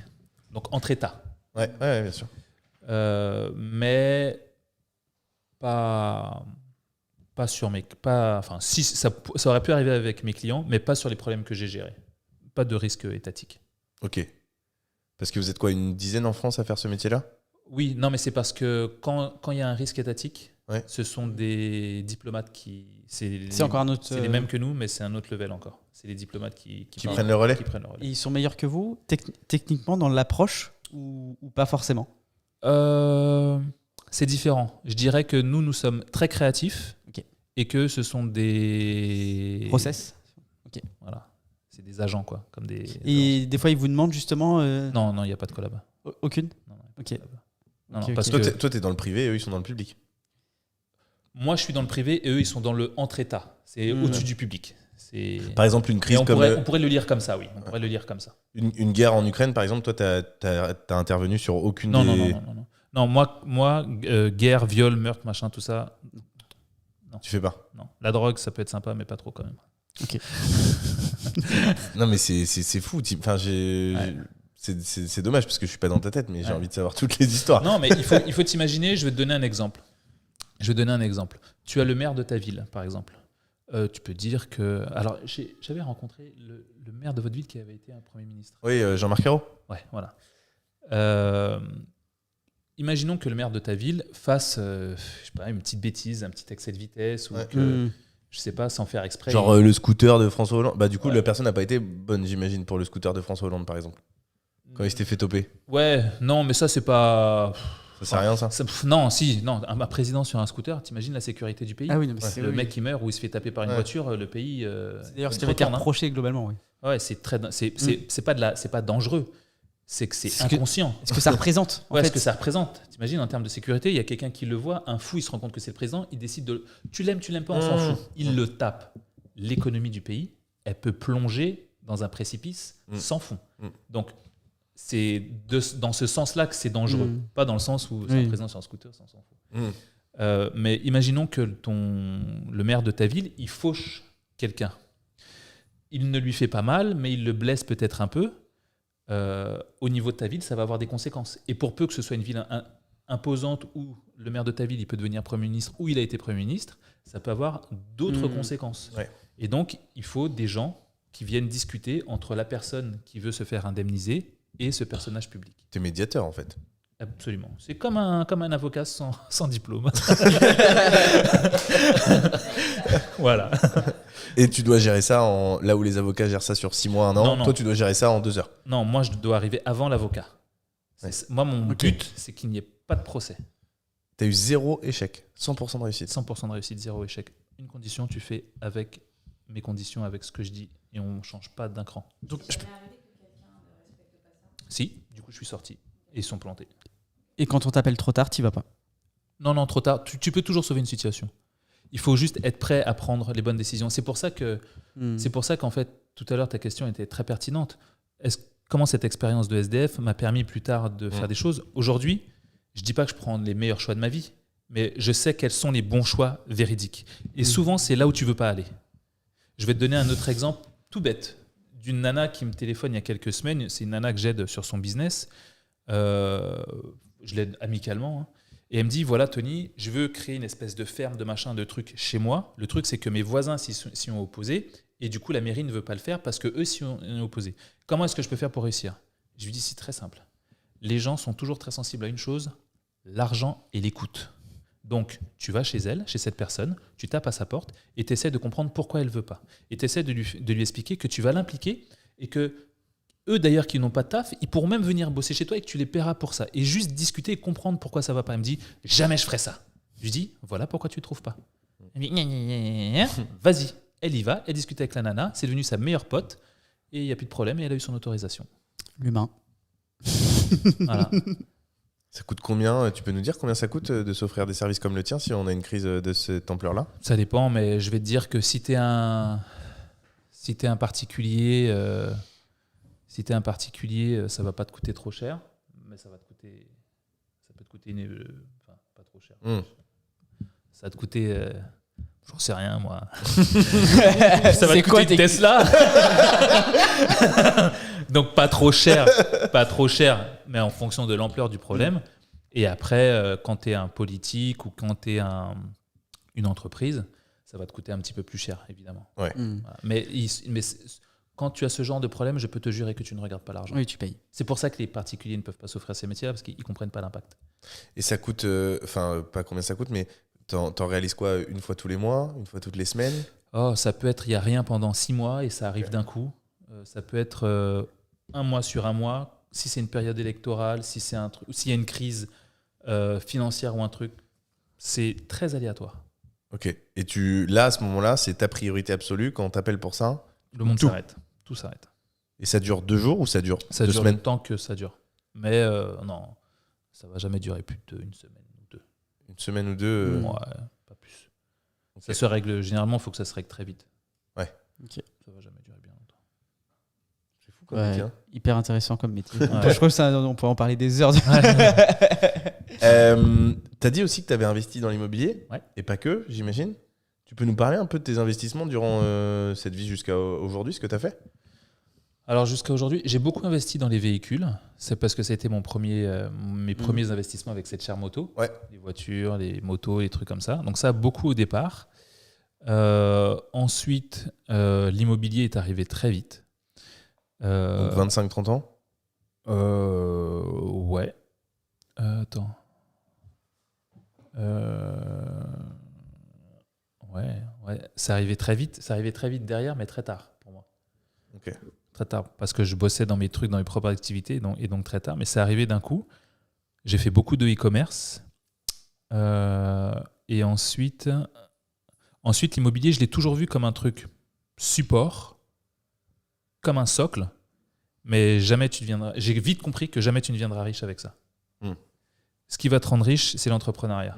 Riche. Ouais, non, mais C'est-à-dire que si tout tu à veux fait vivre- d'accord avec si tu toi. veux vivre confortablement Tout à fait et, d'accord pas et sortir de ta boîte et avoir juste ce qu'il faut, l'immobilier, c'est parfait. Mais si tu es comme moi et que tu veux te faire plaisir, tu veux aller quelque part, tu veux faire un truc, Tu prends l'avion toutes les 2 semaines. l'immobilier peut pas te payer ça. Tu es obligé d'entreprendre. Et donc c'est comme ça derrière que je vais commencer à prendre des participations dans des boîtes ou m'associer, faire des choses comme ça. Donc à partir de tes 30 ans, tu as lancé ces investissements start-up, entre guillemets, tout en continuant l'immobilier. Et d'ailleurs, est-ce que tu fais toujours aujourd'hui de l'immobilier ? Oui, toujours. Ouais. L'immobilier, c'est un truc qu'il ne faut jamais arrêter. Tu as acheté récemment, par exemple, un bien ? Ouais, je suis en train d'acheter un bien là. Ok. Je suis en train d'acheter. C'est quoi, par exemple ? Alors, c'est ma RP Ok. et un investissement. C'est-à-dire qu'en fait, c'est un ancien hôtel que j'achète. Bordeaux, Montréal ou Bordeaux. Bordeaux. Autour de Bordeaux. C'est un ensemble d'anciens hôtels. Et moi, j'achète un tiers de cet ensemble-là, où il y a ma RP et où il y a un autre truc à coller que je vais revendre. D'accord. Et Donc, marchand plutôt ? je fais une OP de marchand. Enfin, c'est pas une OP de marchand parce que j'achète tout en nom propre. Ok. Il y a une partie que je détache pour revendre, Ouais. ce qui va m'alléger le crédit. Ok. Et en fait, toute la grosse autre partie, je la garde pour moi pour faire Ouais. ma maison. Ok. Et moi, j'avais un critère dans ma maison, il faut que ça soit haut de plafond, mais pas haut genre 2,50. Il faut que ça soit haut sa mère. Donc ça fait 5 mètres. Et donc là, je kiffe. Donc c'est ce truc-là que j'ai acheté, avec un énorme loft sur le côté. Enfin, ça va être magnifique. Le truc, c'est que les taux de crédit sont hallucinants, c'est gros, et avec les travaux et tout ça, on avoisine le million. Ok. Donc avec les taux là, Ouais. je me fais défoncer. Mais bon. T'as pas trop le choix. Ça C'est va. la même chose au Canada d'ailleurs ? Les taux sont comment actuellement au Canada ? Alors Canada, taux variable, Ok. donc dangereux.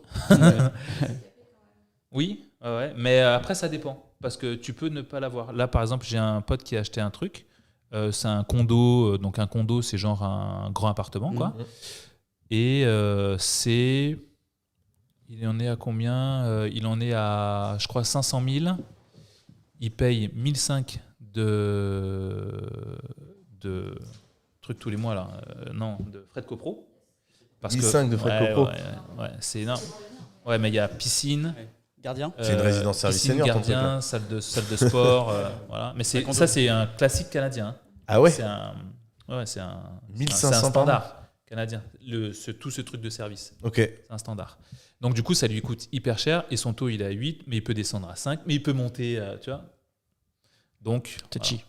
Touchy. Mais Et c'est les des taux gens qui aujourd'hui au hébergent. Canada, au moment où on parle, donc en septembre, tout début octobre 2023, fin septembre. Le dernier montant que j'ai, c'est 8%. 8% les taux ? Ouais, mais eux, ça a toujours été ça. C'est nous Oui. qui avions des Ah, il y trucs, avait, là, il y a 2-3 ans, il y avait pas. il y a 2-3 ans, ils avaient ce que nous, on a aujourd'hui, du 4. Ok. Hmm. Ok. Donc là, l'augmentation est similaire. C'est 1% qui n'était Ouais. pas normal en France. Oui, Ouais. ça, c'était pas normal. Ça, c'est Emprunter à 0 et quelques 1%, Ouais. ça, c'était pas normal. Ouais. C'est-à-dire que en dessous d'un l'argent, pourcent sur c'est 20 ans, gratuit. il Ouais. y avait un problème. Là, il y avait un souci. Voilà. Comme eux, Ah, ils ont non, eu mais les je suis d'accord. subprimes, nous, les 1%, Mm. c'est pas normal. D'accord. T'étais aux États-Unis, enfin au Canada quand il y a eu les subprimes. Je venais de rentrer. Ouais. Ok. J'apprends. Ouais. Ça a dû impacter plus fort quand même, non ? Pas tant que ça. Non. Et là, la Moi- crise, moi- il l'a non, subi. moi, ça m'a rien impacté. Là, la C'est crise pas au ça. Canada, tu l'as subie de la même manière enfin, crise, tu l'as subie. Est-ce que l'inflation est aussi forte qu'en France ou les gens gueulent ou pas plus que ça ? Oui. Ouais. Tout a augmenté chez eux aussi.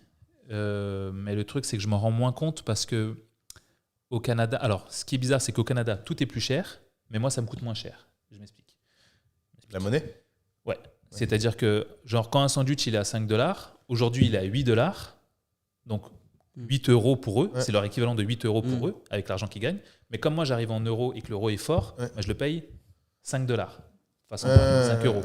Donc il me coûte moins cher, Ouais. mais pour eux ça leur coûte plus cher. Enfin, ça, tu Ouais. vois, parce que c'est le même équivalent. Tous tes revenus sont en euros aujourd'hui. Oui, moi mes revenus sont en euros. Ok. Exactement. Et C'est actuellement, marrant. on est à quoi 1,10$ l'euro actuellement 1,48. Hein ? Ah, c'est pas le dollar US C'est le non, dollar c'est le canadien. dollar canadien. Ok, autant pour moi. Ah Très ouais. bien. Donc 1 euro est égal à 1,48 Ok, il dollars y a canadiens. autant de différence. La moitié presque. Ah oui. Ok, je comprends. Du coup, le sandwich à, Bah ouais. à 5 euros. À 5 euros. Donc moi, j'arrive avec mon euro. Donc, je suis finalement, roi du monde, quoi. le niveau de vie au Canada, il est à peu près équivalent au niveau de vie en France ou... Non, plus. Là-bas, tout va coûter plus cher. Ok. En fait, moi, c'est parce que, au vu de mes revenus, au vu de. Ouais. Ça va. Mais un Français qui va là-bas, qui gagne quelque chose de très normal, il va sentir que ça coûte cher, quoi. Et pourquoi tu fais ce choix de vie aujourd'hui de vivre, enfin, même si c'est hyper cool, mais Ouais. au-delà de ça, de vivre 2 semaines au Canada, 2 semaines en France, une semaine, j'imagine, de temps en temps aux Antilles, Ouais. etc. Alors, les Antilles, parce que c'est chez moi. Ouais. Et le Canada, parce que au Canada, il y a quelque chose que j'aime et qu'il n'y a pas en France, c'est cet état d'esprit d'entrepreneur. Je te rencontre, tu me parles de kitesurf, tu me dis que tu adores ça, que c'est super, que c'est génial, que toi, le surf, c'est ton truc et que tu vas faire un truc de surf. Putain, mon gars, mais c'est génial, mais c'est trop cool. Comment je peux t'aider? T'as besoin de quoi? T'as besoin d'un truc? J'ai peut-être un réseau, j'ai peut-être un contact, vas-y, je te le file. Hop, je te l'ai filé. Tu me dis, putain, Tony, tu m'as aidé, c'est trop bien. Le jour où tu veux venir, viens avec ta famille. Voilà. Ça, c'est les relations business au Canada. En France, il n'est pas normal de parler de business trop longtemps à quelqu'un. Tu vois? Sinon, ils se sont offusqués, tu m'as pas parlé de moi. Opportuniste ou... Ouais, c'est ça. Je suis là, comment tu gagnes de l'argent? Alors, comment tu payes ton loyer si tu parles pas d'argent? Ouais. Tu vois? Ouais, bien sûr. Et donc, du coup, c'est ce changement de mentalité qui fait que tu apprécies plus être là-bas. Exactement, c'est ça. Mais que tu te sens chez toi en France, parce que tout à l'heure, tu as dit Et- Canada chez eux. Ouais, mais en fait, le truc, pourquoi en France, j'aime, parce que l'immobilier en France est plus valorisé ici qu'au Canada. Au Canada, ce sont quand même des maisons en papier mâche. Hein, c'est du bois et du carton. Ouais. Même si les maisons en bois sont très bien. Hein, Ouais, mais nous, c'est des maisons en dur et l'immobilier, il baisse pas. Quand il y a eu la crise des subprimes, eux, ça valait 0 peanuts. ouais, Nous, ça n'a pas changé. ouais. Globalement, C'est non. resté pareil. Ouais. Eux, ils arrivent à des prix délirants des fois. Ouais. Nous, ça reste quand même assez C'est un flat. marché très flat, ouais. Et donc, il y a plein de choses qui sont intéressantes en France. La fiscalité est plus intéressante en France, même si certains pensent l'inverse. Quand tu sais bien Quand tu faire la les connais, choses, en fait, quand tu la connais, connais, quand tu bien sûr. maîtrises, quand tu sais vraiment bien opérer, normalement, c'est plus avantageux en France. Bien sûr. Donc, il y a plein de choses comme ça. C'est pour ça que je prends le meilleur des deux mondes. Ok, trop bien. C'est un bon choix, ça. C'est pas mal, ça. Ouais. Ok. Est-ce qu'on a d'autres questions Il nous reste nos 2 questions. Il nous pour reste terminer, 2 hein, questions. effectivement, hein. Déjà, merci pour cet échange. Avec plaisir. C'était très surprenant, drôle, on a Ouais. bien rigolé. Est-ce que, on pose cette question à la fin du podcast, est-ce que tu as une passion inavouable, un petit truc dont, T'en as forcément une. que tu Et n'as... on va te donner celle de Simon pour Et te on voit donner. ton sourire. Ah bah oui, mais c'est sûr. Et on voit ton sourire. Tu veux- Non, je sais pas. C'est quoi parce que tu as dit, j'ai une de Simon, je vais savoir la celle de Simon. Alors, celle de Simon, ça va te faire rire. On va te la donner. Attends, on va même aller plus loin. Est-ce que tu peux nous dire, d'après toi, quelle est la passion, vu que c'est La l'un de tes passion meilleurs- inavouable de Simon. Ouais, Attends, donne-moi un indice parce que le truc, c'est que. vêtements. C'est plus qu'un indice. Ouais, c'est C'est presque offert. De quoi? C'est une Parce passe que je D, t'aime bien. c'est une passe D. C'est vêtements, l'indice. Sa passion inavouable. Il y a quoi comme vêtements qui collectionne, surcollectionne? Peut-être que tu le sais même Un pas. vêtement sur lui qui est toujours parfait. Bah, il collectionne les costumes Hugo Boss. Mais ça doit pas être ça. Non. C'est pas loin. Ses costumes. Pas une histoire de chemise. Il a pas beaucoup de chemises de la même marque. Beaucoup. Bah, alors, je sais qu'il a beaucoup.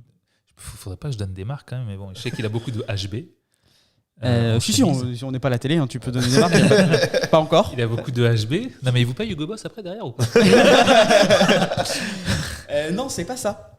En fait, il a une folie pour les chemises et il Ouais. achète des chemises en nombre assez important Ouais. et il en a énormément. Oui. Sur le podcast, il nous a parlé d'une cinquantaine, une soixantaine de chemises. Ouais, il a dit 150 Et à la en fin. off, Il y en a un peu plus, je et pense. en pense. off, Ouais. on est plutôt 150-200. Oui, voilà. Donc voilà. Non. Donc voilà, sur le podcast, il a dit 150. Et en off, on a des chiffres différents. Ouais. Mais il a vraiment beaucoup de chemises. Oui. Et c'est les mêmes blanches et bleues. Ouais. Et il a dit il en a plusieurs qui sont plastifiées. Et il en a. D'ailleurs. Il m'en a prêté une Ok. à Kiev. J'ai fait un tour avec sa chemise à Kiev. Ah bah il doit bien t'aimer alors. Parce Ouais. que ses chemises, il a l'air d'y tenir. Ah oui. Mais d'ailleurs, c'est marrant parce que vous êtes très bons amis. Ouais. Et vous avez un style de vie. Alors lui, c'est différent parce que c'est Nice, Lille, Marseille. Nice, Paris. Lille, Paris. Et toi, c'est les Antilles, Canada et Ouais. Bordeaux. Ouais, mais il va venir. Je lui écrivais hier. On parlait. Il va visiter le Canada un peu. Ok. Au Canada pour faire des visites. Donc voilà, tu as un exemple de passion Et inavouable. on en a plein d'autres. Hein. On en a peut plein t'en donner d'autres. une autre Ouais, qui vas-y, est- donne-moi une autre pour me donner des Bah, idées. deux masterclass autres. Allez, vas-y. Je l'ai fait. Vas-y. Bah, on a Kylian qui est venu sur le podcast. Donc Kylian, c'est quand même 500 000 personnes sur Instagram, donc un peu suivi, Ok. qui est coach sportif et qui a pour passion la masturbation. Et c'est vraiment une passion, c'est-à-dire que c'est 3 à 4 fois par jour Dans les lorsqu'il travaille, et lorsqu'il ne travaille pas, parce qu'il y a 3 jours dans la semaine où il ne travaille pas, c'est 5 à 6 fois dans la journée. Et Kylian est en couple, il a quelqu'un dans sa vie, etc. Mon Dieu. Allez, tu te débrouilles avec ça. T'as des chemises d'un côté, la masturbation de l'autre. Waouh. Allez, sois Une créatif. passion inavouable. Attends, là, tu vas pas nous dire qu'avec ton métier, tu vas pas nous sortir quelque chose quand même. Attends, une passion inavouable. Quelle passion inavouable ai-je On a tout notre temps, hein. C'est toi qui as attendu pour une Attends, conférence. je vais trouver une passion inavouable. J'essaie de trouver un truc. Ils ont commencé sans toi. T'as un déjà. autre exemple de passion inavouable? Ouais, on en a d'autres. Chaussons d'hôtel. Collection de jeux pour les jeux Kinder. Ouais. On en avait plein, c'est vrai qu'on se souvient pas de toutes. Ah, on a Oussama Hamar qui faisait des bijoux, qui fabriquait des bijoux pour des femmes en général Ouais. plutôt, qui Il dessinait dessine des des bijoux, il Et les il fait les- fabriquer et il les offre. Wow. On a quoi? On a les femmes. Un gars qui nous a dit que sa passion c'était les femmes. Qu'est-ce qu'il fait avec? Nous on n'a pas de poser On n'a la pas à question. Tu sais, creuser. on est des gens. Tu sais, Gentleman. voilà. Et- Je leur fais les ongles. Une passion inavouable. J'ai une passion inavouable. Une passion inavouable, hein, mec. J'essaie de me dire, mais je dois être trop normal. Être normal, c'est une passion inavouable. non, ça me. Non. Ah, t'as un truc avec les chiens, un truc que tu fais avec eux, que tu kiffes, ou je sais pas. Passion inavouable. Ou un toc inavouable, si c'est plus facile pour toi. Un truc que tu fais, je sais pas, quand tu fermes une porte, tu vérifies 20 fois. Ouais, ça c'est un truc typique que je fais. Alors, je sais pas si c'est une passion inavouable, mais j'ai remarqué, mais je sais pas si c'est une passion inavouable, c'est que j'adore me foutre de la gueule de mes potes. Mais, j'explique, parce que c'est très important. Ouais, parce que nous, on se fait pas endormir. Hein. Ouais. Mais je me suis rendu compte que l'autre, en fait, c'était Titouan qui était venu, donc Titouan qui me filme, Ouais. je suis partout et qui me filme, qui est venu à un bootcamp que je fais avec mes potes, donc avec 2 potes, on fait de la création de contenu ensemble pendant une journée, on s'éclate à faire ça. Et toute la journée, entre nous, on se fout de la gueule des uns des autres, mais c'est balèze quand même, hein. On n'y va pas de main morte, nous on y va franco. Mais en réalité, c'est une preuve d'amour. Et mes potes et moi-même avons commencé à faire ça avec Titouan. Mais on a essayé de lui expliquer que c'était juste une preuve d'amour, parce qu'il a commencé à se sentir mal. Genre, ouais, il me défoncer, il me déteste. Quoi. Non. Si on fait ça, c'est qu'on t'adore. Et donc ça peut être une passion inavouable. C'est que quand T'as j'ai un des exemple potes, j'ai un exemple. Allez. J'ai qu'à prendre des DM avec mes potes. Je vais avoir plein d'exemples. Mais je me lâche. Là, si je prends mon pote, David, j'adore la punch, je suis très réveillé à laquelle, nanana. Fallait bien que je te tacle un petit coup. Qu'est-ce qu'il m'a dit? Quand elle peint... Il va dire ça. Non, je peux pas. J'ai lu le truc qui m'a fait, non, ça je fais pas dire. Il y a bien autre chose qu'on s'envoie. Non, pas ça. Ouais, non, ça non plus. Non, ça je peux pas. Je peux te montrer, mais faut pas que tu dises parce Ok, que. ouais, je valide alors. Non, mais regarde, non, mais je peux pas. On peut pas dire ça. Ouais, parce que c'est moi. Parce que je suis Non, une femme. non, pas du tout. Non, attends, je te montrerai plus tard. Mais attends, je vais bien trouver. Mais en gros, nous, notre passion, c'est de s'envoyer des trucs et de se foutre de la Gros gueule des uns chambrage. des autres. Gros, Mais ouais. gros chambrage. Ok. Ouais, c'est Regarde, vrai, ça fallait- change. Ça tu change. vois, là, je lui ai écrit quoi? J'ai écrit, fallait bien que je te tacle à la gorge. Oui, ouais, non, ça c'est ridicule. Non, mais on s'envoie des trucs, je me dis, oh, on peut pas dire ça en public. Et en fait, c'est ça qui est dur, c'est qu'en fait, on se tacle tellement que. Oh, mais on peut te le valider, c'est vrai qu'il y a des trucs. Ouais, c'est validé. Je comprends que tu puisses. C'est validé. Ouais. Tu peux pas On le. peut pas dire ça. non. Et du coup, ça, c'est un truc inavouable parce que je peux pas montrer publiquement ce qu'on s'envoie. Vous dites la vérité ou pas? Oui, dans une blague, il y a toujours un petit fond de vérité. Il y a un petit. Oui, sinon, Bon, bah, c'est inavouable alors. Ouais. c'est là, C'est vraiment inavouable. c'est là où ça devient drôle en fait. Voilà, exactement. C'est ça. Ok. Dernière question. Est-ce qu'il y a un sujet qu'on n'a pas parlé, Ouais. que tu aimerais en parler aujourd'hui Et on Question discute avec nous, une question qu'on t'a pas posée, un sujet qu'on n'a pas traité. Qui te semble important de traiter et que t'aimerais prendre la parole là-dessus. Ouais. Il y a un truc qui me semble important. Ça me semble important depuis 2-3 jours parce qu'il est passé un truc l'autre jour à la télé que j'ai beaucoup aimé et qui est très rare. C'est qu'il y a un petit garçon qui est passé à la télé et à qui on a dit qui sont tes modèles. Et donc la présentatrice lui dit Elon Musk, Jeff Bezos, et lui il est là, je sais pas qui c'est.